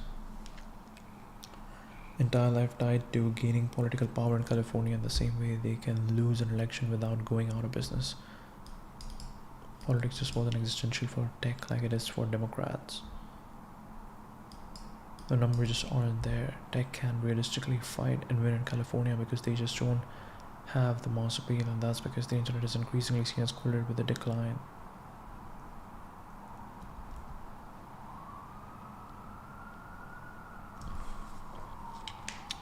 Solely didn't count it after years of all-out digital war. You have to score this as a total victory for the internet. Took away the power over media, over money, and over speech. Disrupted them economically and destroyed the sense of identity.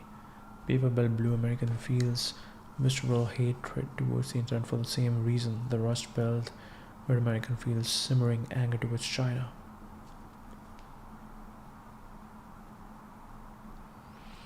Internet products are in many respects better than Blue American products, or Blue American are old money nepotists and the internet guys are self-made technologists. None of that matters. The rise of the internet with their potential personal decline. Sure, the internet might be good for tech Americans and for billions of people around the world, but it's bad for blues, and that's bad when blues surround you. It's a terrible strategic mistake to base AI in San Francisco. Bad idea to make billions publicly in the bluest city in the bluest state in America, with your names and faces known, talking constantly about how you are going to disrupt all these blue jobs with AI. Journalists, artists, doctors, lawyers, teachers, bureaucrats, while also training your models in part on the public work while the US dollar collapses against gold and digital gold, and while tech is seen to be politically predominant in DC, while all this is happening. You can make excellent arguments as to why AI is globally productivity increasing and good for everyone in the long run. And of course I would argue with that. You can also argue that everyone will adapt and retrain in the long term.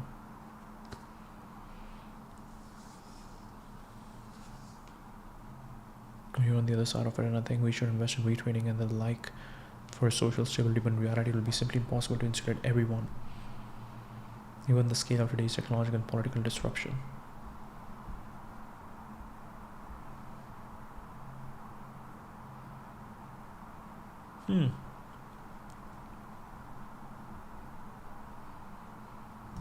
From a logistical standpoint, no silicon is being mined from the other Silicon Valley, and because it's almost impossible to find, there are very few factories there either.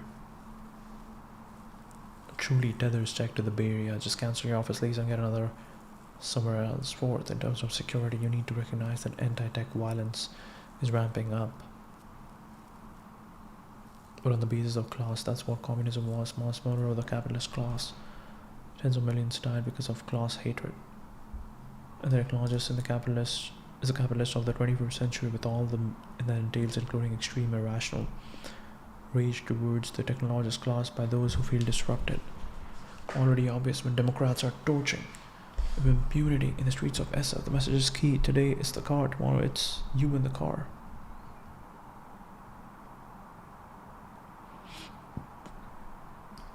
Who left the chaos and violence of Europe? This entire country was predicated on the idea of exiting failing states. That's what it means to be a nation of immigrants. Did the Irish Americans betray Ireland by emigrating? Internet is global, and there are now 400 plus cities with unicorns, so you don't need California to do tech. Technology can and must decentralize out of Bay Area rather than be concentrated in one place as if was a single point of failure. Wow. Institutions are reducing dollar exposure.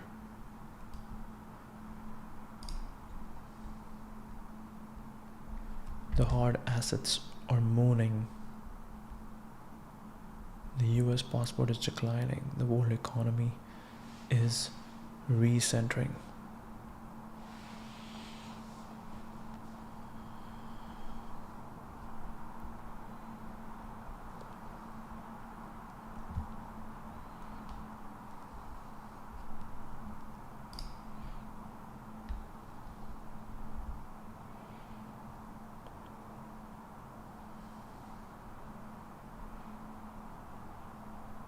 1000 near Afghanistan, 1500, 1820. What is this? Persia. The 1913 Rome, Britain.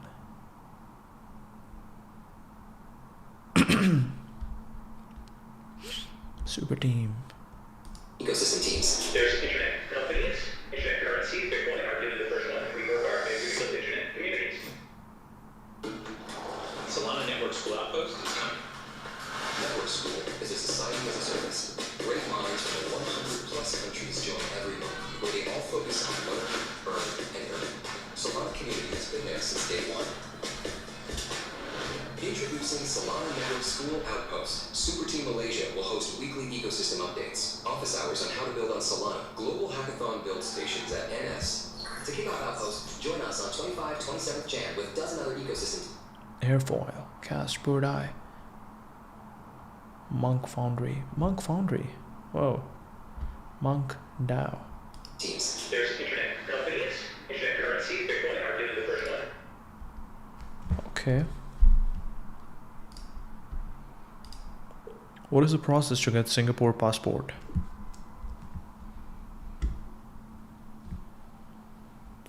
It's a marathon with a tuxedo on. Precise discipline, unapologetically selector. You cannot apply for Singapore passport directly. You must first become a Singapore citizen.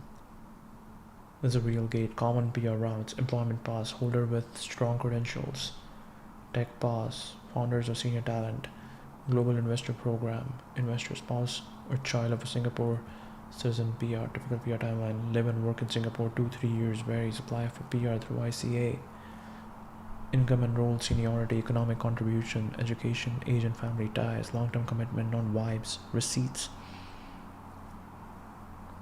at least 2 years as a PR, stable income and taxes paid, integration into Singapore society, need to know national service obligations if PR was obtained young. Apply to IC for citizenship. They evaluate length of stay, employment, income trajectory, taxes, family roots, character and conduct. Renounce other citizenships. Does not allow dual citizenship before finalizing. You must renounce all other passports. Provide proof of renunciation. This is irreversible and serious. NRIC. You are now Singaporean. Apply for Singapore passport.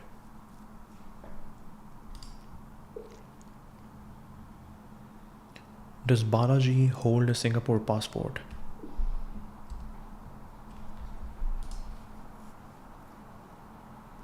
There's no public evidence that Balaji holds a Singapore passport. He has lived there for extended periods and frequently speaks of Singapore as a model state. Governance, immigration, selectivity, and long-term planning. Singapore citizens, there is no record of him renouncing US citizenship, which would be required to obtain. Confirmed Singapore citizen, most plausibly long-term resident of PR. Simply someone who has lived there or on work or founder visa. Singapore citizenship is rare, slow, and requires exclusive allegiance. High-profile people who obtain it usually say so because the renunciation step is non-trivial.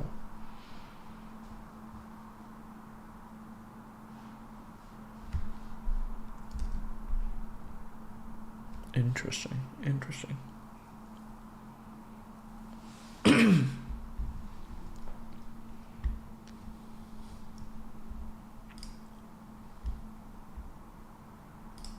And there was no one left to speak for me.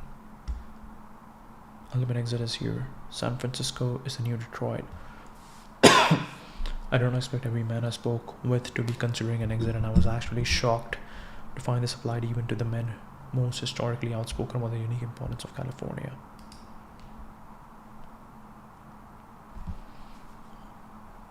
Including the Democrats, as well as several of the most committed die-hard proponents of revitalizing San Francisco, are now developing an exit plan.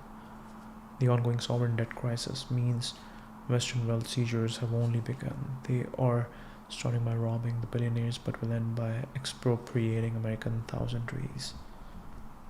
Plan for exit, move faster, escape things. I think Mike Solana did respond to this. I think we should have a chance provided these men actually face the truth. Seems to be happening and organize less evidence of this at the moment. I believe in you and I believe in the internet, but I do not believe in California. The numbers just don't line up for those men to turn around. They're the crashing meteor in time. Fortunately, the values that build are portable. We did see this talk. This was amazing.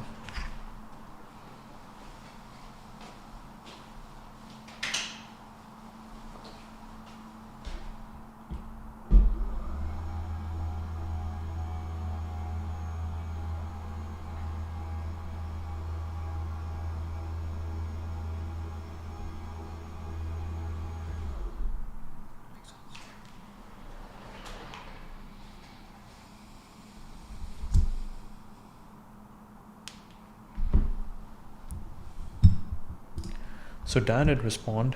Dan said false equivalence. Makes sense.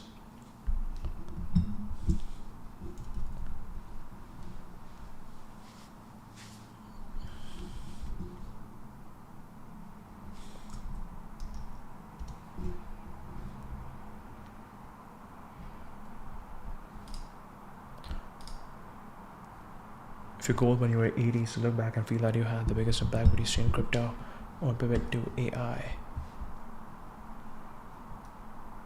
False equivalence, build or help build something that matters. I think that makes sense. That makes sense. I mean, when I was asking this question, I was like, yeah, I think he's gonna talk about the fact that, yeah, it's a blend. It's like solving real problems, helping move faster.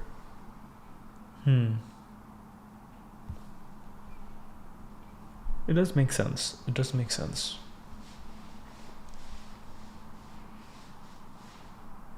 It does make sense, but the question is, what do you believe is the way how you want to do it? Because you have to pick one thing.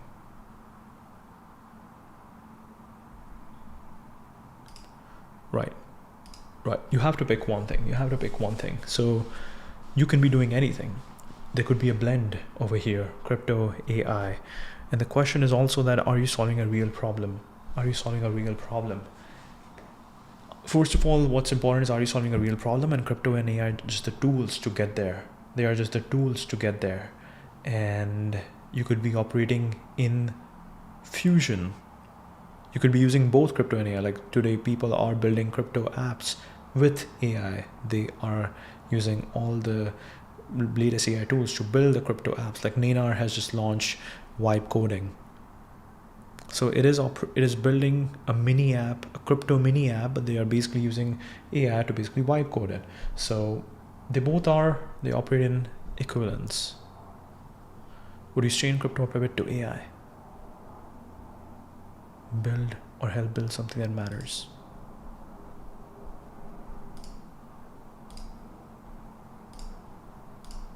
True, but you have to pick a problem. True, and you have to pick a problem. True.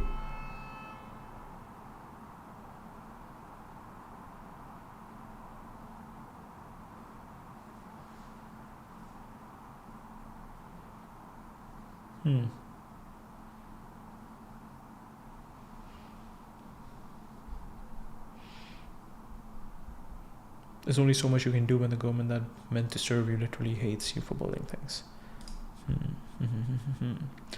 Liquidate, emigrate, accelerate, and get out of that failed state. Almost every serious founder I've talked has come to the conclusion that they will have to leave California as a primary residence eventually. Wow.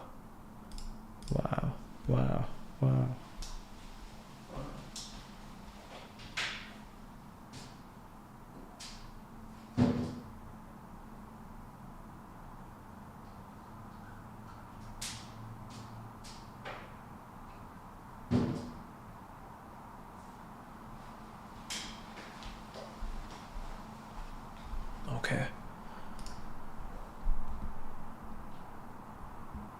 Liquidate, emigrate, accelerate, and get out of the failed state. Doing technology in California is like solving the Riemann hypotheses on the decks of the Titanic. It doesn't matter how great your work is, the platform is collapsing under you. Doing technology in California is like solving the Riemann hypothesis on the decks of the Titanic. What is Riemann hypothesis? What is this? Wait, did I get it? No, I didn't get it. Oh yeah, I got it. Nice. Deepest open riddles. Single sentence with galaxy-sized consequences.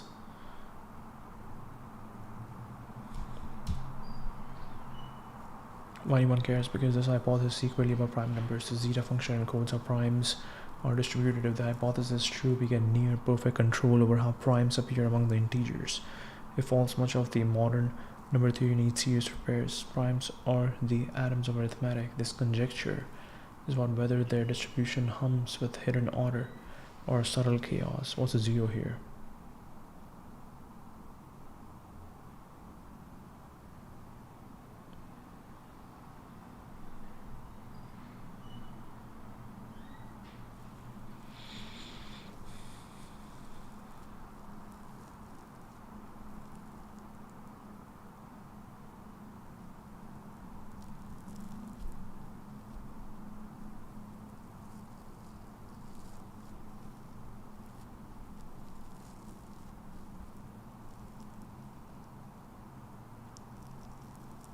Live in a strange complex landscape. The hypothesis says every one of those mischievous zeros lines up perfectly. No drift, no rebels.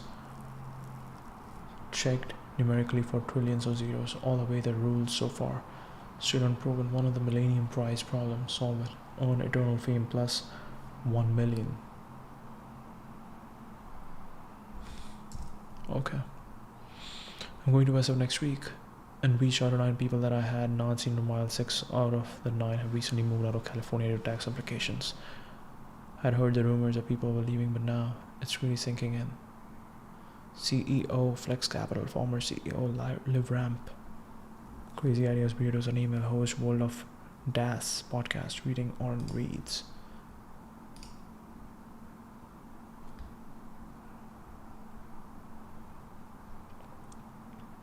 The first thing Balaji said to me when we met was that we both reject what society passively accepts: inflation and aging. The slow death of currency and life. Inflation, we both reject what society passively accepts.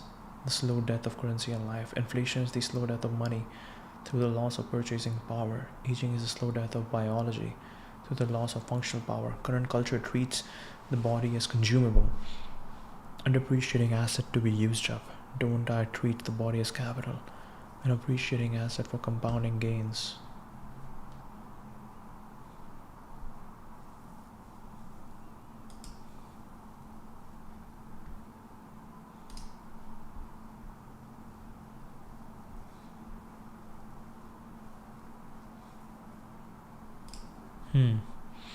Traditional finance says rapid inflation is bad, but deflation is also bad.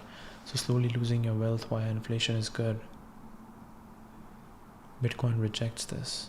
But deflation is also bad, so slowly losing your wealth while inflation is good. Bitcoin rejects this. Traditional medicine says rapid death is bad, but life extension is also bad.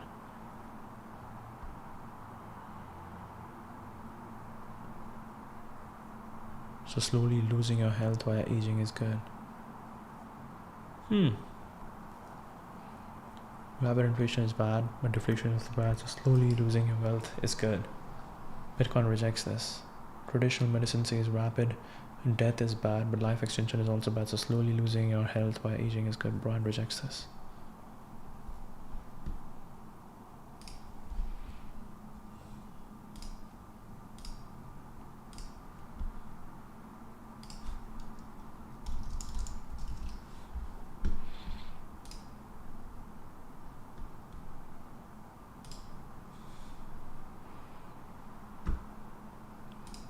So,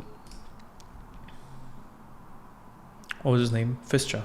Matthew Fischer is working on Walkie Talkie, and he's going to send us the app. So I'm excited to check that out. The first thing Balaji said to me when we met was we both reject what society passively accepts. This was cool. Winners write history, so if you do not write the history, you will not win. Fortunately, the Bitcoin blockchain is the most unfalsifiable form of history ever invented, a crypto history. Who lost Canada? Ahead in polls.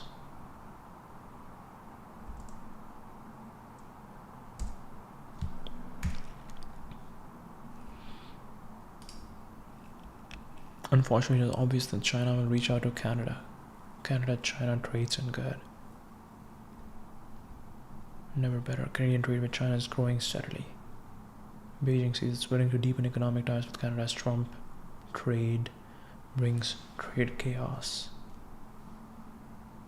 The US makes far more from its money printing business than its legacy manufacturing business, and that's only true insofar as it's at the center of a web of allies. Trade war can easily blow that up without doing anything for manufacturing.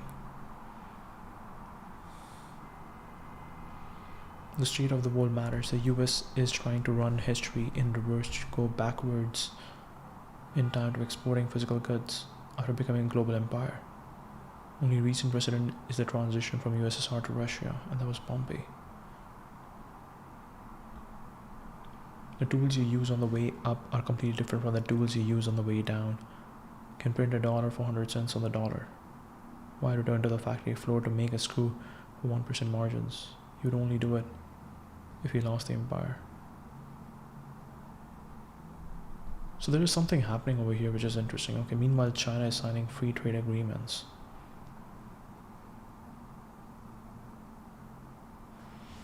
In process. It's demoralizing. Watch the discourse on American industrial revitalization focus on protecting companies from global competition, rather than enabling them to actually get good enough to beat global competitors. Protecting companies from global competition. Setting the stage for all of this to go down as a dumb slideshow.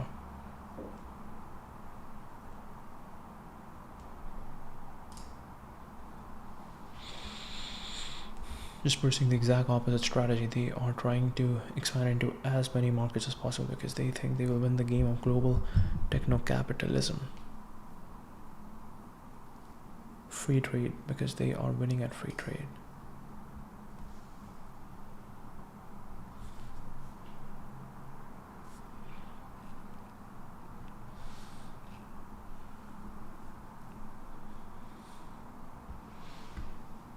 If you want evidence that having free trade on our end and not worrying about whether tariffs on American goods doesn't work, this chart.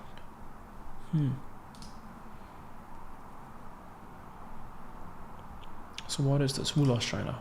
Sorry, who lost Canada? What happened? Here's how it happened and what may happen next. First, Canadian conservative Pierre Poilievre was a straight shot to win Canada. Instead, all the MAGA posts about annexing Canada undercut Pierre, boosted left nationalism and turned what looked like a sure thing into an epic defeat. The result was Mark Carney. Carney is on the left side, but is far more intelligent than his predecessor, Justin Trudeau. He's also the former governor, far more intelligent. Former governor of the Bank of Canada, and understands that the G7, including Canada, is in the midst of a sovereign debt crisis. And what is the sovereign debt crisis?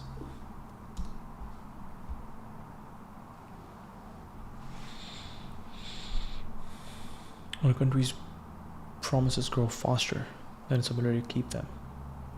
Long live borrower.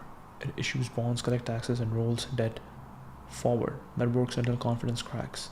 A sovereign debt crisis occurs when a government cannot service its debt without extreme measures, or can only do so by destroying trust in its currency. So how it builds? Debt grows faster than the economy. Refinancing becomes a real problem. Trust breaks. Refinancing. Most sovereign debt isn't paid off, it's rolled over. When markets ask, will you still be solvent in 10 to 20 years? Confidence starts to matter more than math. Once lenders doubt repayment, three things happen. Bond Bond yields spike, currency weakens, capital flees. Now the state is paying more just to stand still. Governments choose a poison. Forex is inflation, print money, repay debt and cheaper currency, austerity, cut spending, raise taxes, political unrest follows, default or restructuring. Admit failure, credit evaporates, financial expression, force citizens and institutions to hold low yield government debt. Why major countries aren't safe, big economies don't default easily, they do something subtler. They inflate. That's why modern crises look like persistent inflation, currency debasement, asset bubbles, declining real wages. It's a default in slow motion. I have an idea. I think it's so important to sometimes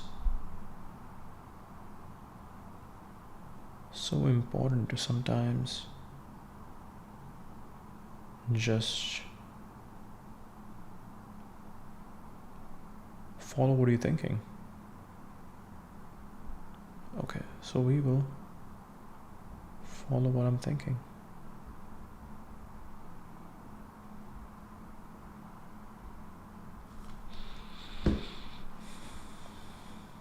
Sovereign debt crisis.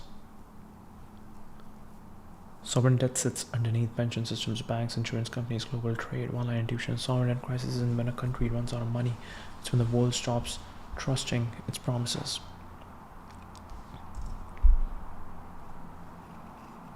G7 in the Canadian dollar is going the way of the US dollar, which is to say that it's going to zero. Canada needs access to hard goods and will trade natural resources to get that. Hence China. Carney's Canada may become a sort of North American Russia, trading oil and lumber to China for cars and electronics. Who lost Canada? The fundamental reason this happened is that MAGA ironically doesn't understand its own self-interest. Because it groups a blue American like Elizabeth Warren together with a red American like JD Vance, when in reality the red American and the red Canadian have much more in common. All the joke posters on annexing Canada managed to needlessly put red Americans at odds not just with blue Americans and blue Canadians, but also with red Canadians. The Greenland thing will have exactly the same effect, so it will end up pushing Western Europeans to China. That's actually why most ultra-nationalist movements fail. They are just so short-sightedly tribal that they are terrible at building coalitions. While Carney is the first to be this explicit about aligning with China, expect many other Western leftist leaders to line up with China over time. The reason is that while Democrats really did fight communists from 21-24 with the question of who would run the world's most powerful state, Democrats lost. All the chip sanctions and isolation tactics that somewhat worked on Russia and frankly might have worked on almost any other country just didn't work on China, because China had enough internal economic scale to essentially be their own autarkic civilization and build whatever they needed. So the anti-China Biden Democrats have been replaced by the China-curious Newsom Democrats and now the China-aligned Carney Canadians. With Carney making the first move, you should expect many more blue state Democrats to align with China, particularly those on the West Coast like Newsom. Simple coalitional math: Democrats are the in-group. Republicans are the out-group. And communists are the far group. So for Democrats, the enemy of the Republican enemy is their friend. And there is much for them to admire in the Chinese political system. After all, Democrats and communists both built one-party states.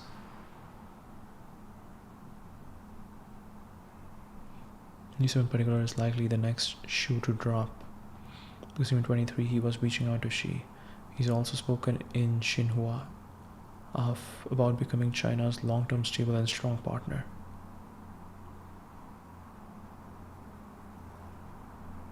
The Bay. Newsom posts images of himself shaking Xi's hand while also posting images of Trump in handcuffs. It's clear which president he's more comfortable with.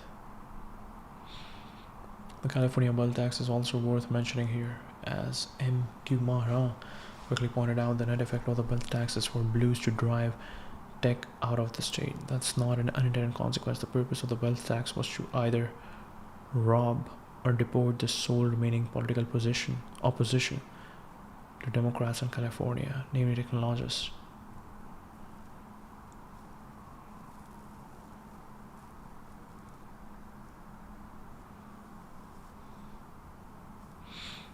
Do it silently and non-violently. That's how Republicans were pushed out of university faculties, media companies, and California itself. It was once a dark red state and now it's deep blue. Anyway, with the technologists pushed out of California, Newsom's blue can welcome in the Chinese who won't be subject to the same wealth taxes as they aren't US citizens. There's also an obvious geostrategic aspect to this. Chinese Canada is a bridge across all the blue states from the west coast to the northeast, so as blue states like Minnesota and California engage in more soft secession, they can all link up with Canada and get supplied by China. Decades ago, this map was made as a joke, perhaps it became too real.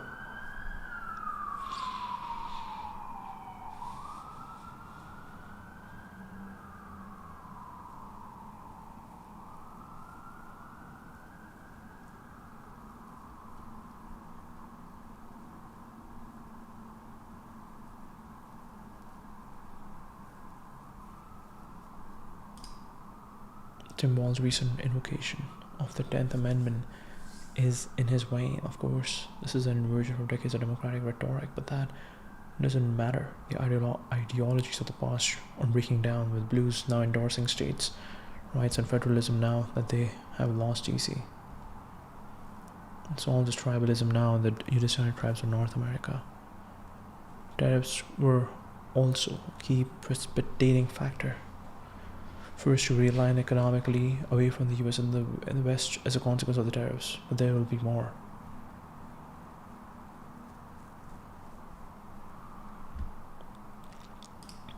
Who lost Canada as a reference to who lost China from 1950s. Back then the question was about what the US did wrong to let China fall into communist hands. A big part of the issue was the influence of far left pro-Mao China hands like Edgar Snow and Owen Lattimore. Several of the China hands like James Gareth Endicott, Herbert Norman and Isabel Crook were in fact Canadian this century. However, history is running in reverse. Rather than left-wing Canadians helping communists take over China, this time left-wing Canadians are helping communist China take over Canada.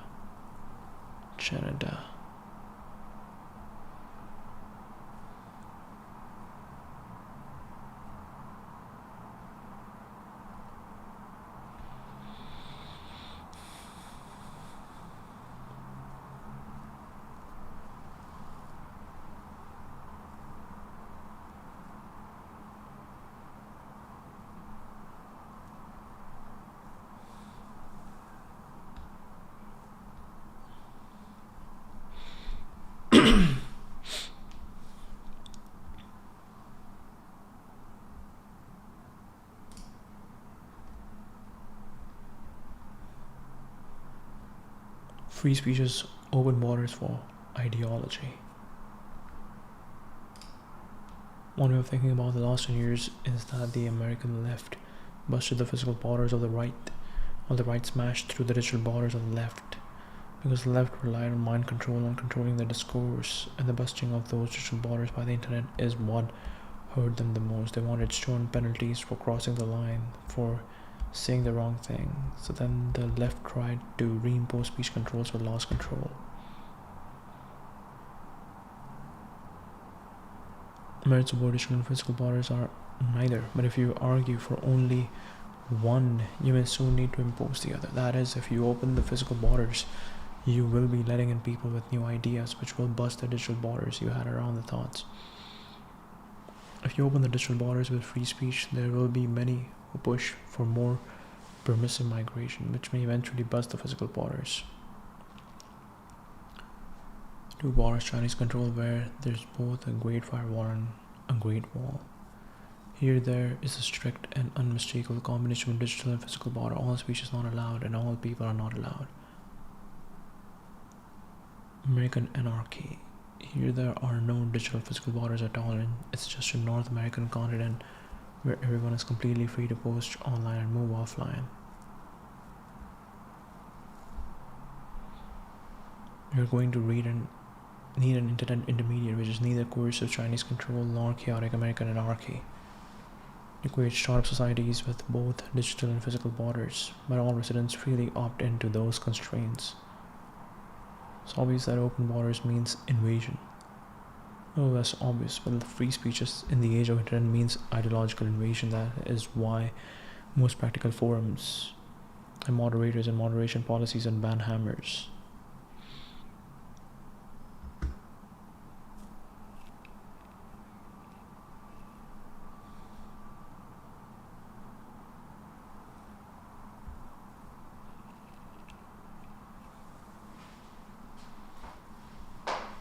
Silicon Valley's ultimate exit. In fact, I randomly ran into another one of them at Stanford and found a junk something. I go by my full initial DSS name. Even in 2013, it was clear we have to leave. The collision between the rising network and the failing state was all too obvious, and much has played out as foreseen. Already globally decentralized, that's what the internet means.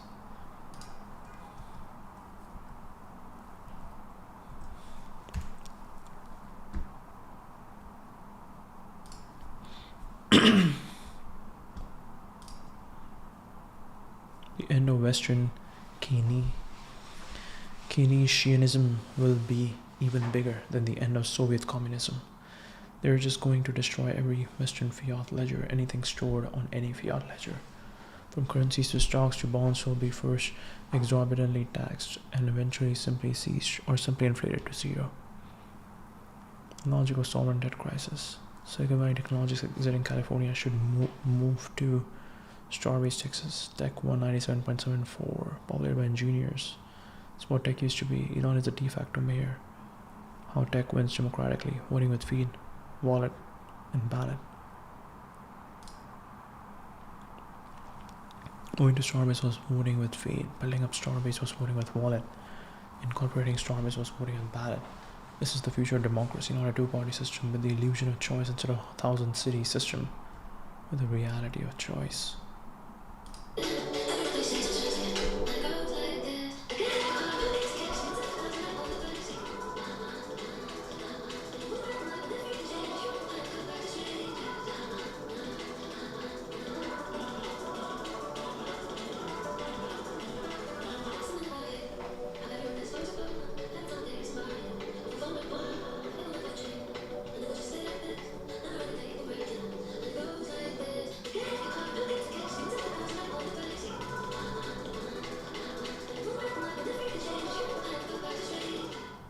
Wow. They brought in that Astra school. Oh, this is really cool. It's very interesting. The moment you start building a company, you need to find your founders, you need to find your people, and then you're gonna take care of them so that they can do long-term work, and then taking care of them extends to everything outside their work, which gets into their health, which gets into their parents' health, which gets into their kids' health and education and housing and even entertainment and parties and everything. Wow. Yeah, exactly. This thread is from details on new city limits and vote results. Elon side 12126. This is 97% democracy rather than 51% democracy of the legacy system, because everyone who moved to Starbase is already spiritually aligned. If you're wondering what exact area this vote covers, here are the new city limits for the city of Starbase.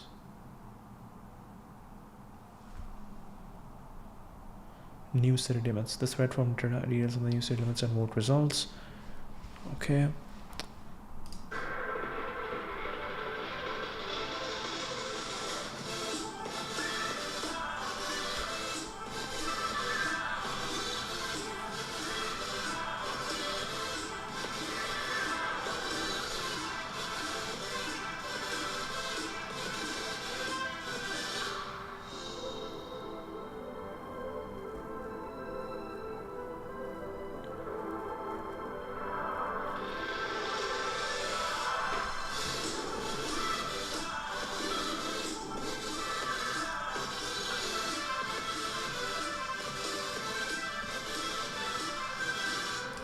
Residents of Boca Chica cast their votes on the potential incorporation of Strawberry's official city.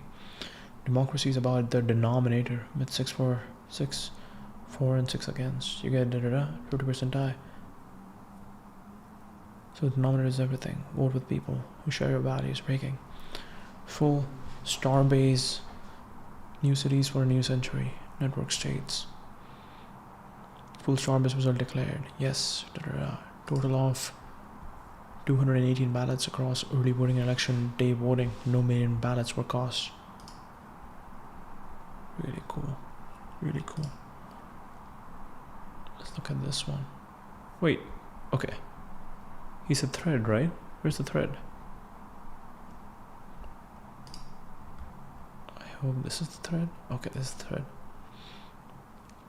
The currently Cameron County figures only include early voting and mail-in voting. All currently reported ballots were submitted through early voting. No ballots were cast through mail-in voting. The sheer number of early voters in favor of incorporation has resulted in a... What is the current status of Starbase, Texas?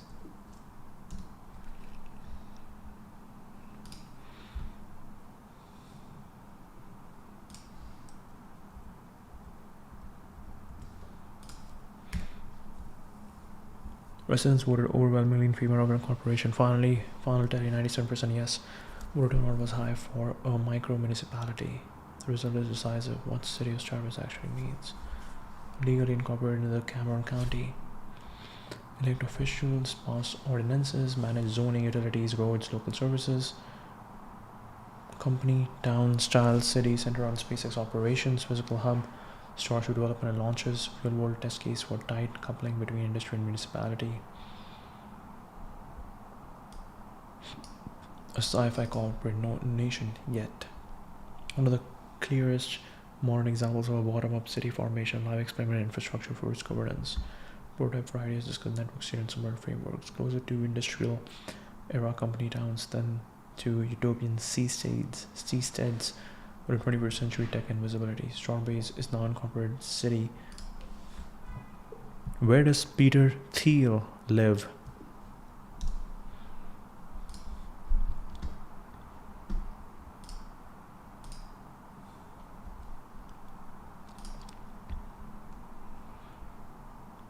Zcash can scale. Zcash must scale. Zcash will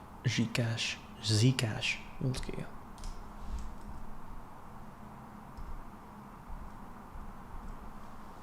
What is the city? Miami?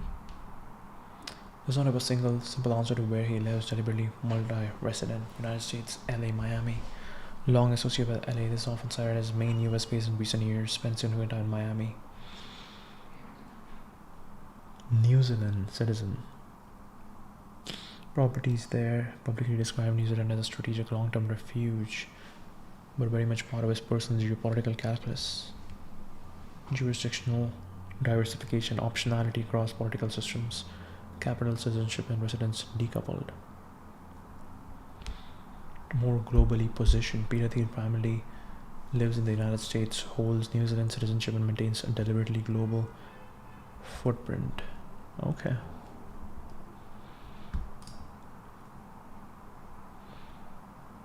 The Renaissance begins here. Encrypt the money. Zcash. So I don't know exactly. We're launching a new Zcash wallet from the team behind Electric Coin Company and Zashi.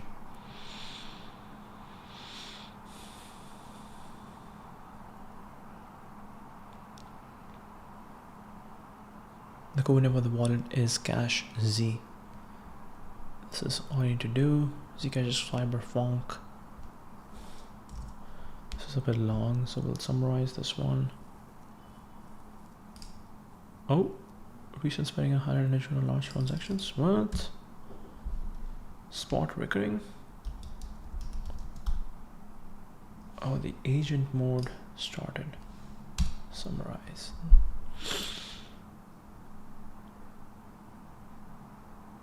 The foundation era of crypto is over.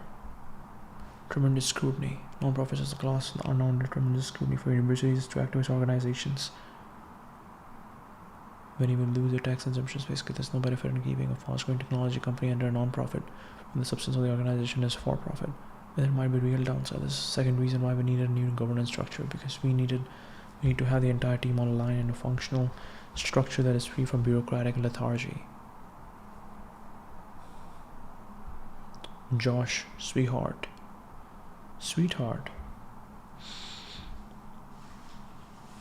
Now launching new Zcash wallet, they have left ECC to form a new for-profit company so they can move faster scale whereas stay philosophically aligned. Privacy, cyberpunk, roots. Compliance theater. Unjust laws in dozen countries protect basic human rights, simple rights like the right to open the equivalent of a bank account, to hold your own funds, consensually enter into contracts, simply send money to your friends, family, and loved ones. Complying with unjust laws, of course, we must abide by the law or else be thrown in a cage. But when the law is unjust, we have a moral imperative to work to change the unjust law. One tool for that is code. Code is law. Privacy normal online. Zcash ultimately peaceful global reform movement. A governance structure that can cut through red tape will not fight for your privacy rights. It's a moral and political necessity and requires courage, not bureaucracy. Non-profit startup hybrids don't work. Zcash must scale to billions.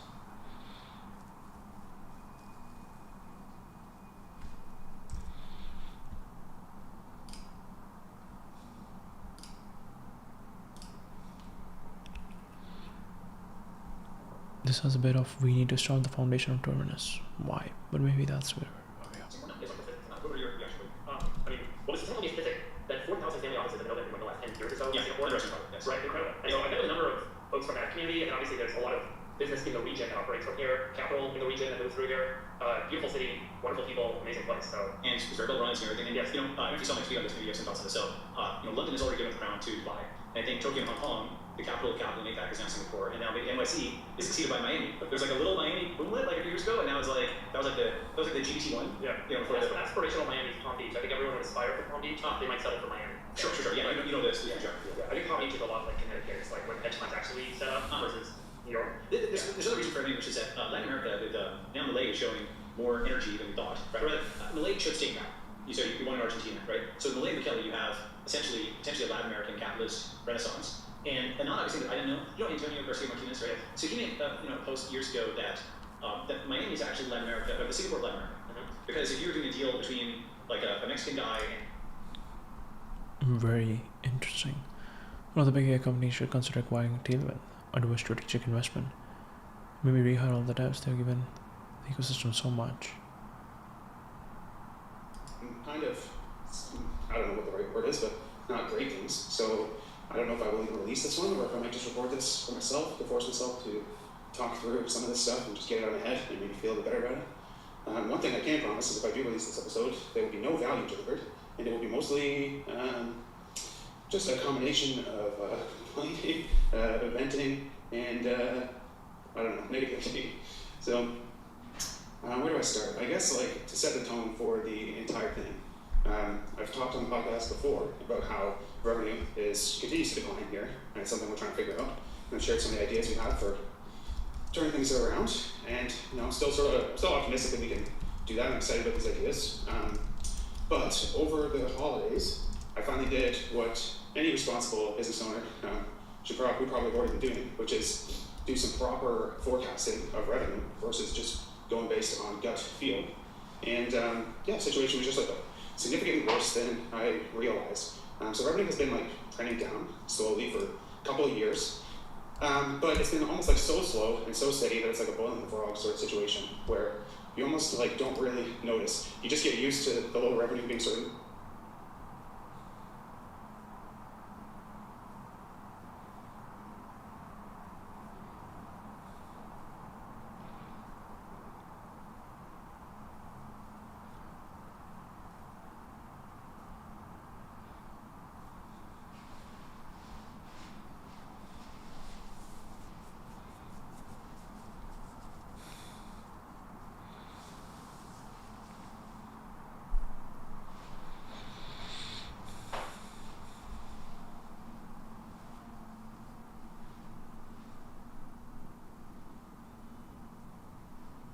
normal, and you can still pay all your bills and stuff, but almost got hit by a car back in the driveway, so forgive me for being 6 months is not a lot of time.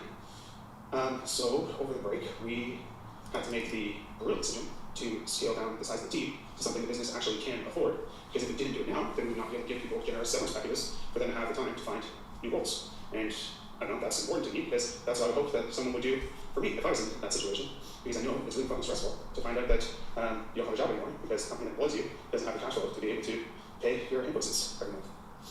So, what's today, Wednesday? Yeah, so on Monday, we officially let go 75% of our engineering team in order to get business into a place where our declining revenue can comfortably support the staff that we have. Now, the company is not huge, so 75% isn't tons of people, it's 3 people that we had to let go. But I do think the percentage is important to share, because to say that, we have to let go 3 people doesn't sound like we have to do much, but in reality, we have 4 engineers on staff, and now we have 1. So it is a big change. So yeah, that... Wow, 75%. They let go 3 people. I don't know. I don't... It fucking sucks, but these are 3 people that I really love working with, 3 of the most talented people I've ever worked with, people that I was really excited to continue to build new stuff with going forward, and I had all sorts of ideas for things that we could build together. But the reality is, I either had to ask them to work here for free, or let them go and find another job where their employer actually did pay every month. I think, I don't know, if you've never run a business, people sort of have a lot of lack of perspective about what it's like to actually lay people off and why people do it and stuff like that. I saw Jeffrey from Laracast had to do some last this week too. He sort of got dragged through the mud by a couple people on Twitter, and I think 90% of people understood it and didn't pile on. But yeah, some people just think when you lay people off, it's because you're being greedy or because no one gives a fuck about you or whatever. And I don't know, that's the sort of something that that's a burden you fucking carry as an employer, unfortunately, is that the world fucking hates and you think you're evil. But yeah, so I don't know, it sucks. Sick to my stomach about having to do it. Feel like a failure for having to do it, for building this fucking open source thing that's insanely successful. But the business success is that inversely correlated with the popularity of the open source right now, which is really, really rough. So I don't know. I just feel like I wanted to sort of share that update in the spirit of sort of transparency of this podcast. But yeah, again, I don't have a really clear bulleted list of stuff to go through here. I'm just sort of talking about it to myself, almost for therapeutic reasons, just getting some of this stuff off my chest. But yeah, it's not good. Good morning. So yeah, I don't know what else to talk about. And I don't know, it's really disappointing to not be able to work with them. I'm looking forward to seeing what they do, but I'm getting really jealous of the company that hires any of these guys. Yeah, because we've always been really selective about hiring. It's always been a really stressful thing for me.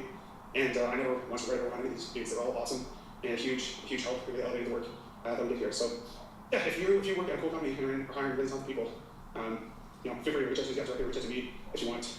Happy to give all these guys glowing referrals and recommendations. So anyways, that's what things are at. Dark time, dark week. Still optimistic. It's a bit of a reset for sure. This one is very interesting. A very interesting situation. Just for the SEO and the love of the devs, many companies will benefit from this. Originally it was just 3 people, so it shouldn't be hard to absorb them. Marcel should. The future of AI quality literally depends on it. We are too deep into Tailwind game to turn back.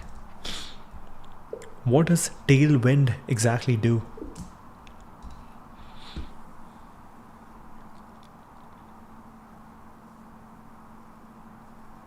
Composing small single-purpose classes directly in your HTML. Instead of this, you write this line: button class click me button. This one tiny thing: background color, horizontal padding, vertical padding, border radius. You compose design, you don't invent it from scratch. No naming things. Naming CSS is secretly one of the hardest problems in software. Tailwind deletes that problem. Design consistency becomes automatic. Tailwind ships with the design system baked in.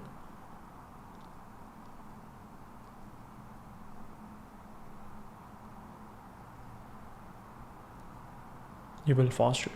You don't context switch between HTML, CSS, another CSS file, another naming decision. You see the design build levels. This is why startups, indie hackers, and AI tools love it.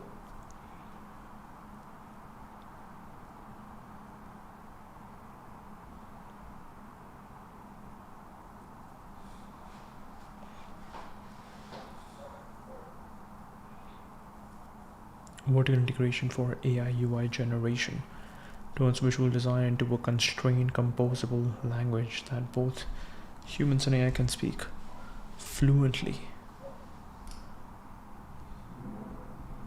In 26, Cloud Code could finally unleash the golden age of local and decentralized apps. The reason is that Cloud Code now allows you to quickly clone any moderately complex cloud-based app into a decent local one that runs on only your files. This is an important update to Obsidian founder concept of file over app. His argument was that files are portable, but apps are not.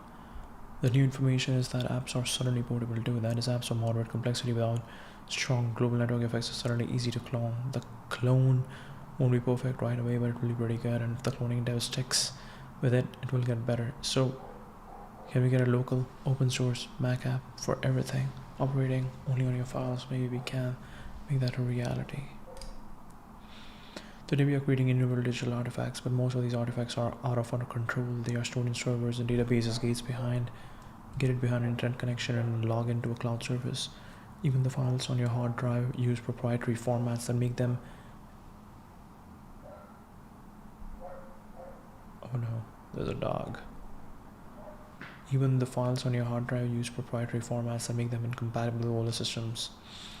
If you want your writing to still be readable on your computer, it's important that your notes can be read on a computer from the 60s. You should want the files you create to be durable, not only for posterity, but also for your future self. You never know when you might want to go back to something you created years or decades ago. Don't lock your data into a format you can retrieve. These days, while using an app I help make called Obsidian, but it's a delusion to think it will last forever. The app will eventually become obsolete. It's the plain text files I create that are designed to last. Who knows if anyone will want to read them besides me, but future me is enough of an audience to make it worthwhile.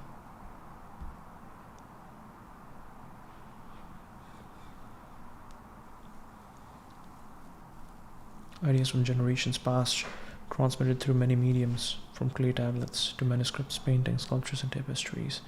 These artifacts are objects that you can touch, hold, own, store. Here's a thread on what local files plus cloud code unlocks in the context of Obsidian, and essentially the markdown files become the star of the show rather than Obsidian app itself.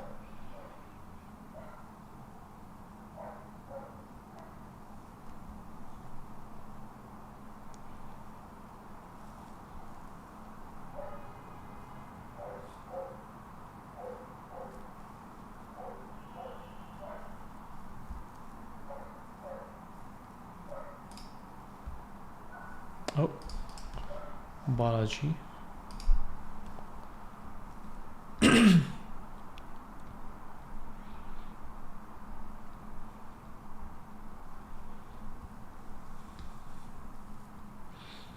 I recently sat on Balaji to record NS episode on Bitcoin, freedom, global economics. Check your financial privilege, right? Why don't you tell us about that? Yeah, so I've got a couple books over the last couple of years and working on a continual theme, which is why are people turning to Bitcoin? Yep. Why is the fiat system broken? So starting with Check Your Financial Privilege, which is an exploration of mainly people in collapsing economies and in police states.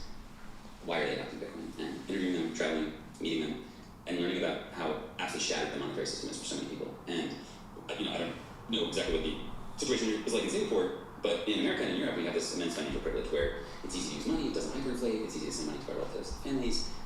You can take your money out of your country if you have it in your pocket, and it works. Like I can use those dollars to people here.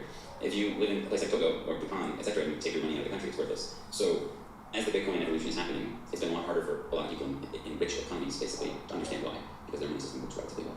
But only about 1 billion people live in a country with rights, free speech, and open capital markets, and some kind of elections. The other 7 billion people live in a country that either has essentially collapsing economy or an authoritarian regime. So for about 7 billion people, money's broken every day, and really sucks to deal with, and a lot of them turn to Bitcoin. So that's the sort of narrative I explored in that book. So I agree with about 70% of that, but the 30% I disagree with is I think the golden billion, right? That term, right? That's what I'm referring to. Yeah, so the golden billion, people use also use that term, others use that term. It's like neutral or whatever. It's like, let's say the US, Western Europe, Japan, Korea, Australia, New Zealand, what people reserve currencies. Yeah, it's what people refer to as the international community. They're aligned with the Fed, obviously, often use military bases there. They're kind of people who will be at the G7 or whatever. It's overlap in most countries.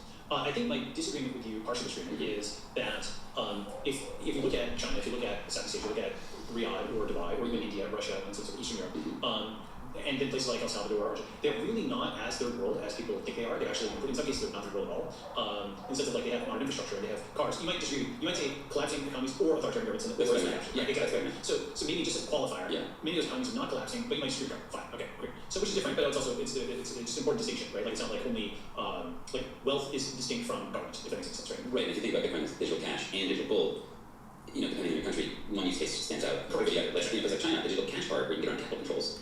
Yeah. So it's really helpful for the U.S. government, and Bitcoin is just solving a different problem. Like they don't ultimately solve the same problem. Like and without calling out Stripe saying or whatever, there's still companies trying to do this. Why am I very skeptical of this? First is they just don't understand. It was like $35 per ounce to $20.67. Yes, exactly. Yeah, 20 to 30. And it's going to just expedite from here. It's going to expedite from here, right? Yeah. I think very stereotypical of the World Bank hand. The government came, the US government came, printed 787 and bailed out, which was at the time. Well, for that, and we deployed about $1 million in Bitcoin, which I understand is like not getting that adoption speed that a lot of people would hope, but it's not. Client famous. Noster. Water everywhere when I dropped a drink, print everywhere, but no money for anything.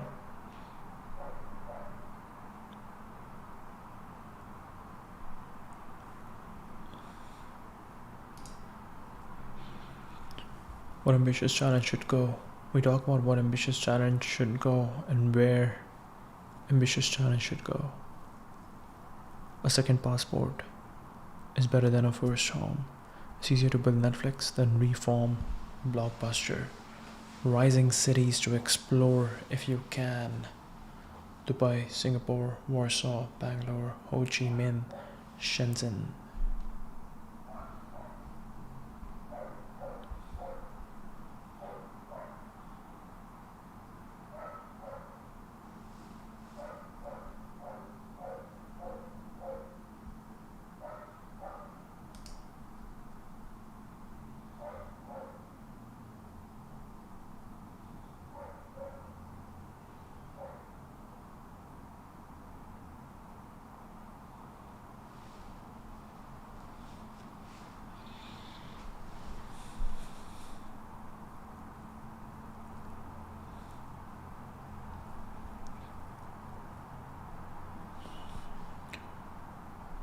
Many who have made the state great are quietly discussing leaving or having to decide leaving the next 12 months.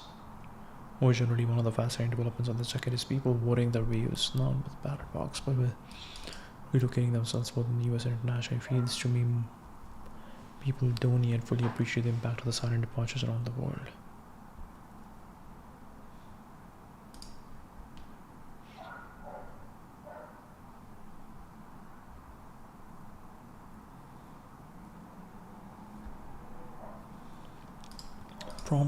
Prompting is programming. Just like you could make the machine do anything if you could just program faster. You could also make the machine do anything if you just prompt faster and verify faster. That latter is the hard part. I'm not saying I fully believe this yet, and I'm not saying that there are zero gains or anything like that, but we may still end up wetware limited more than we think. Loading in the context and writing the prompts is a lot like setting up the environment and writing the programs.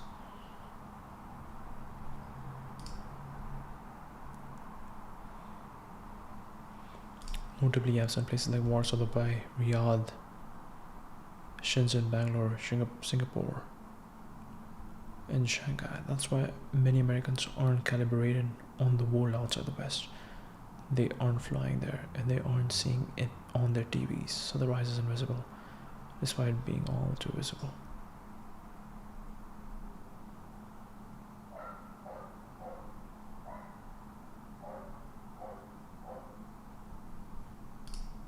United Airlines, top international destinations by state and overall.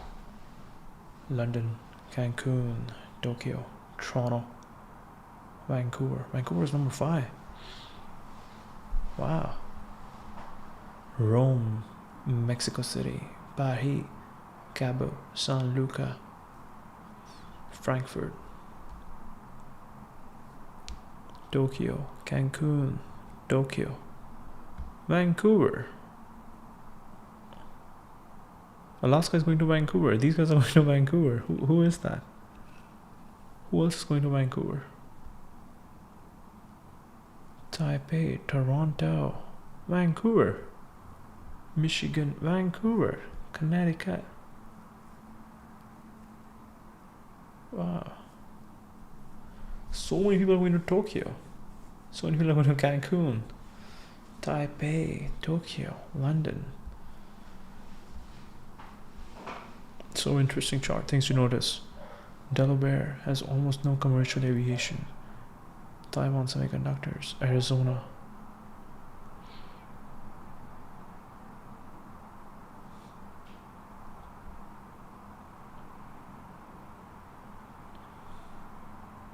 Where is Arizona? Somewhere over here, right? Yes, Taipei. Okay. Cancun, everywhere. Mexico engineered the perfect extraction machine for US tourist dollars. I wrote more. Cancun is not my cup of tea, but boy, it is an incredible success story of engineering. The Mexican government engineered a tourist hotspot, custom built to attract American dollars from a place that had nothing in 5 short years. They were industrializing rapidly, importing machinery and materials that had to be paid for in dollars. Tourism offered a solution, a way to earn foreign currency using assets Mexico already had: beaches, climate, ancient ruins. Months building a computer model, feeding data to an IBM 360 to analyze Mexico's entire coastline, evaluating climate, beach quality, accessibility, development costs. Cancun, number 1 remote sandbar that had a population of 3 people during the 70 census. The second option was Ixtapa, turquoise water, white sand, ideal weather, proximity to wall of the eastern seaboard, the largest concentration of Americans during brutal winters and seeking affordable beach escapes. A winter getaway without the 12 plus hour flight and a much cheaper experience. Caribbean location, dry season from November to April, aligned perfectly with when East Coasters most desperately wanted sun. Building international airport, roads, utilities, dredging, lagoons. They built the hotel zone for foreigners in downtown Cancun for workers, all in 5 years. Safe, convenient Caribbean alternative with better prices than anyone else. Hotels catered explicitly to American taste with English-speaking staff, American brands, familiar food options, all-inclusive packages. The genius was creating a place where Americans could feel like they had been to Mexico. You could go to a Hilton, speak English, eat burgers, hot dogs, pay in dollars, but get to say you went abroad. At the time, going abroad was often seen as something for the wealthy or the adventurous. For many Americans, those from the interior who don't travel internationally often, Cancun vacation counts as cultural exploration, stamped in the passport that feels adventurous, while meaning completely comfortable and affordable. You didn't need a passport to go there until 2007, which was helpful too.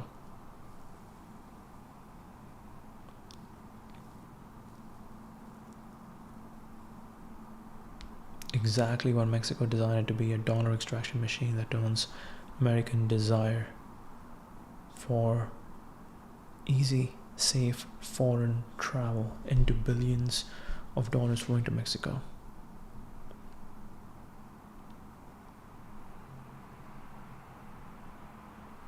Young Howard trained head of Infrastructure spearheading the program. Wow. Tokyo is cheaper now.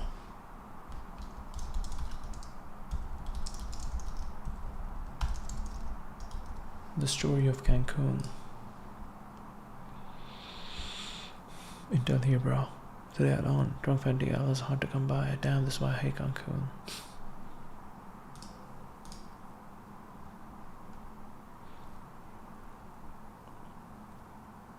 It's what many incorrectly think of as a developed world. Unfortunately, in reality, it's more like the declining world. That's what the G7 sovereign debt crisis means. Meanwhile, China and the internet are the ascending world. The technologist is the capitalist of the 21st century. Pacific Palisades land value is not even close to hitting bottom.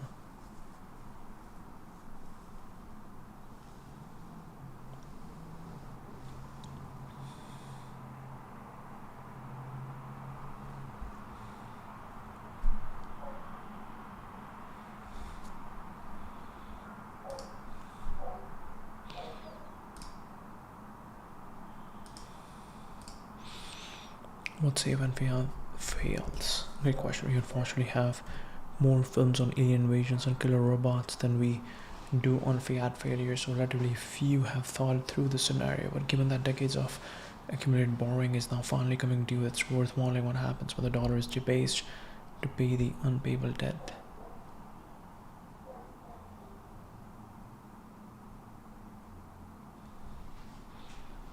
Anti-building regulations and squatter laws in places like California have eroded property rights.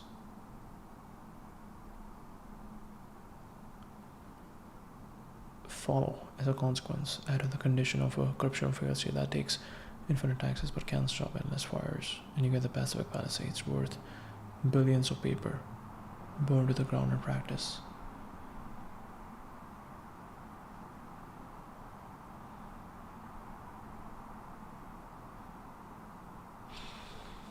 Tech money, but of course the governments of those places also want that tech money out. Good reasons to think real estate should depreciate in real terms. For one thing, America to be at the top of a nominal real estate bubble, even more insane. Powerful factions do not want US real estate to go down real terms. They want number go up.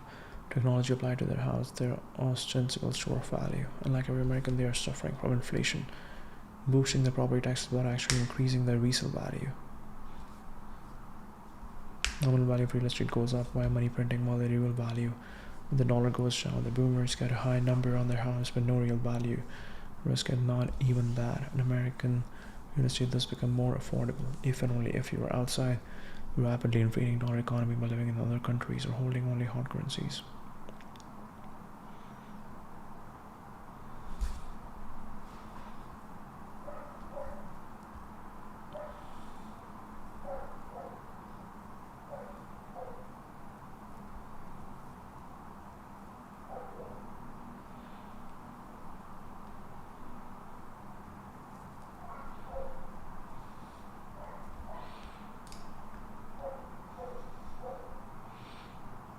In a country that's about deindustrialized, decolonized.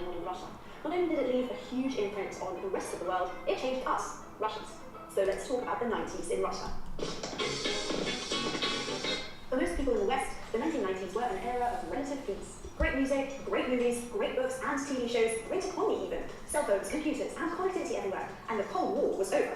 The perfect bonus. A time of progress and everything good about it is just about to sweep the whole world. Except, this is so far from how ordinary Russians remember the 90s. The 90s to us Russians were an end of a life as you knew it. The Soviet Union fell apart. The socialist system was born, and adapting to the world of capitalism and free market was especially hard for the rigid Soviet-bound economy. It was a period of... Full of roughly as fast as gas. The new BYD chargers at 400 kilometers of range in just 5 minutes.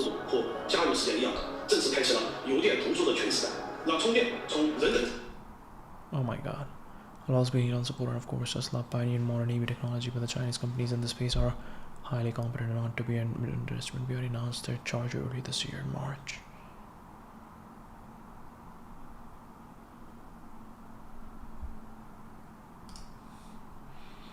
The state as meta-organism. They always want more. America is built on rugged individualism. FDR and the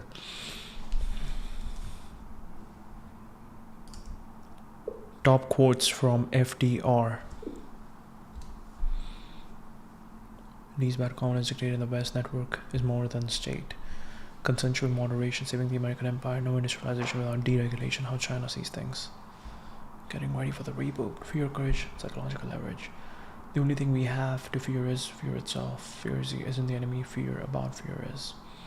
Courage is not the absence of fear, but rather the assessment that something else is more important than fear. Courage is not the absence of fear, but rather the assessment that something else is more important than fear. Inaction breeds doubt and fear. Action breeds confidence and courage. Momentum as therapy. Momentum as therapy. Momentum as therapy. Inaction breeds doubt and fear. Action breeds confidence and courage. Okay, FDR. This goes into quotes app.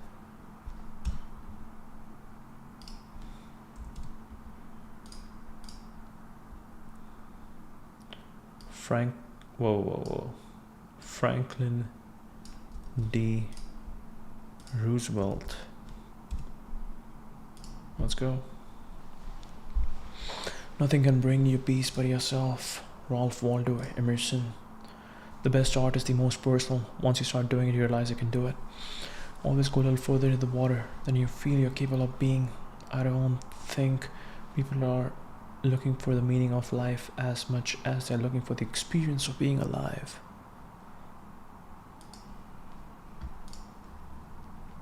Do something. If it works, do more of it. If it doesn't, do something else. Startup Iteration 1930s edition. Do something. If it works, do more.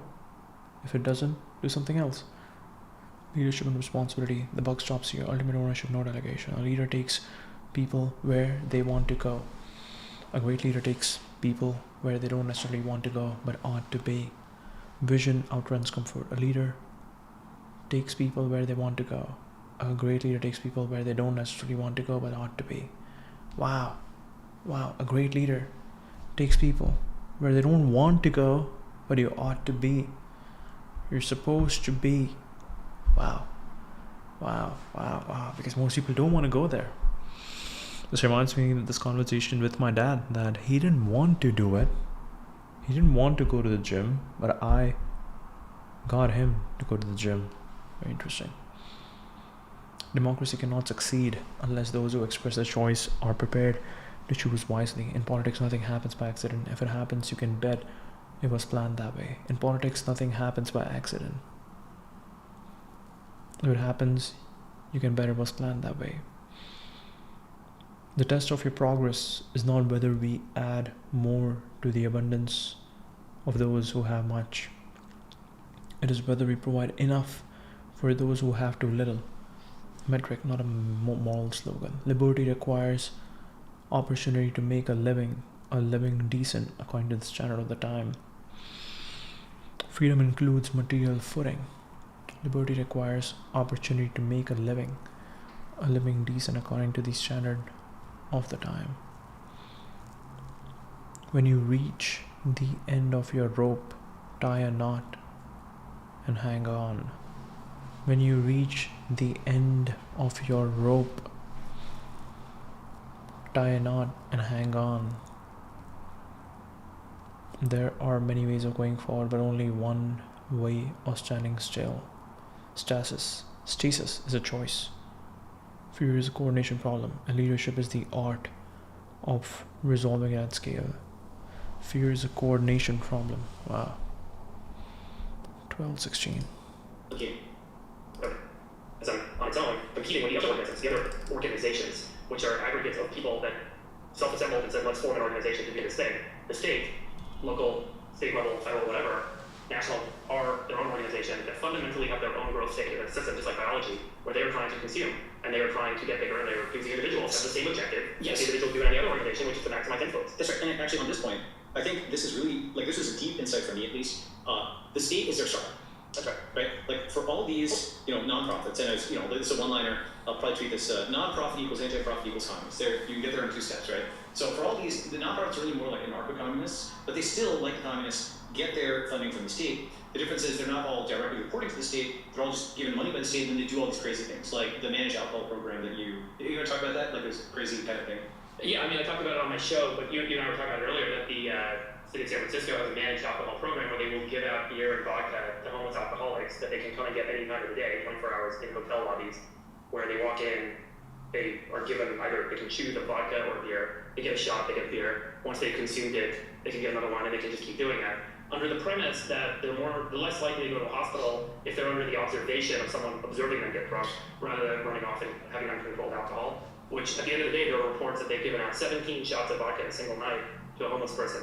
And this is like a $5 to $10 million a year program for the city of San Francisco. I pulled all the 490 forms for those nonprofits and tracked down all the funding line, and it's basically a network of NGOs or nonprofits in the city where people that work there are making pretty decent wages doing this as a business. Which goes back to the point. This is another, and it doesn't mean to be negative about all nonprofits, just to be clear, because I support some nonprofits that have good work.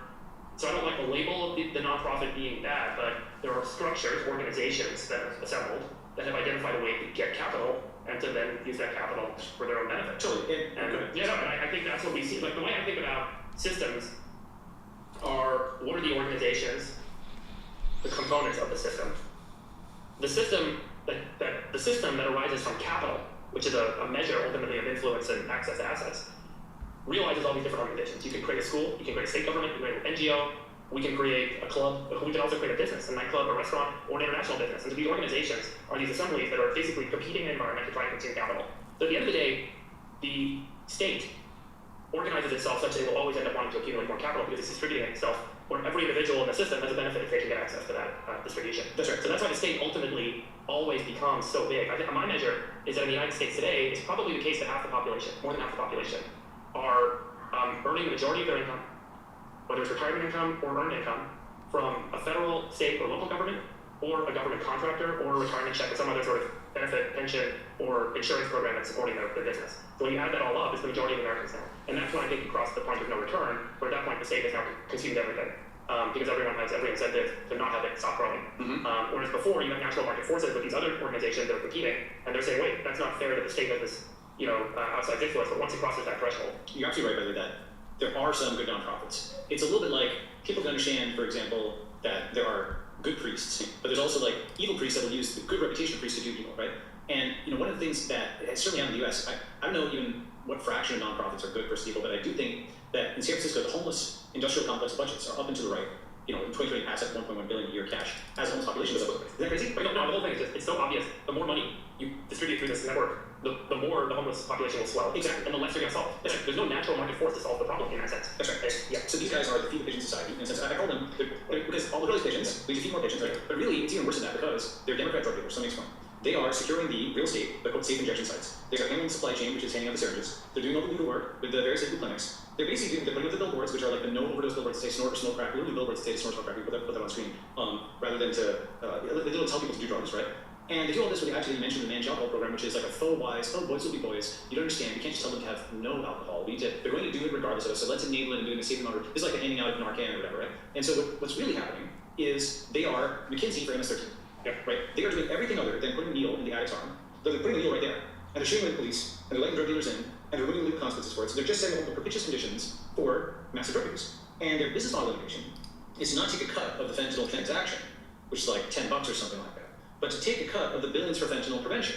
Because what happens is some homeless addict, and really they're more addicts and mentally ill than homeless per se. To not have a home is not the same as to be mentally ill or a drug addict and being fed with drugs by these Democrat drug dealers. And then what happens is, because these addicts are the victims of the nonprofits, that's the key thing. They're abusing them. It's like Munchkin House syndrome by proxy, right? So the addicts go, it's the key thing. They're abusing them. It's like Munchkin House. Someone pretends to be ill and deliberately produces symptoms of illness in themselves.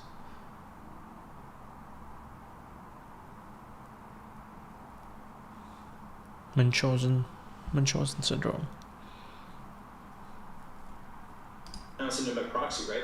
So the addicts go and they're driven out of their minds by these drugs and they go and smash and attack something. And then what happens? The victim of that then says, the victim of the victim basically says, okay, I need to vote to solve the homeless problem. And in this moment, they vote to allocate more budget to the Democrat drug dealers that are causing the homeless problem. This is my point. So the mechanism is that the state, the individuals in the state, which are the politicians or the state administrators, who, by the way, I don't think necessarily are all or necessarily malintended. I think in their mind, they think the only tool I have, because I've only ever had it, is a hammer, and that is the state. So and by the way, from my perspective, I would trace this back to the New Deal in the United States. Sure. Which I think was the turning point for the United States, which I think we should talk about. But, so they raise their hand and they say more, not less. It's very interesting when he says that, because it's like, okay, at the end of the day, he is a VC. Where did the VCs get their money from? They again have LPs, and what are these LPs? These are big pension funds. So again, it's a cycle. It's a cycle. The first met of like how we bridge the world of ideology, health, governance. The Bitcoin communities are really cool. There's going to be different states, different number of states, right? In aggregate, it might be like a continent, right? We're already in these other spaces and transforming that to the physical space that we actually want to be. If you're going to want to stay, you're going to want to build. I think it's really great that you have the capacity there to bring all these people together. People actually get to vote with their feet and decide, hey, look, this is a thing. It's going to make a difference for me and for my family. And you really have to understand how to utilize power of these social networks. So I think it's a great idea to have a physical place at the beginning. I just got here less than an hour ago. When I arrived, it seemed to be like a us thing to replace. We should go back to network state. Okay, it seems more optimistic.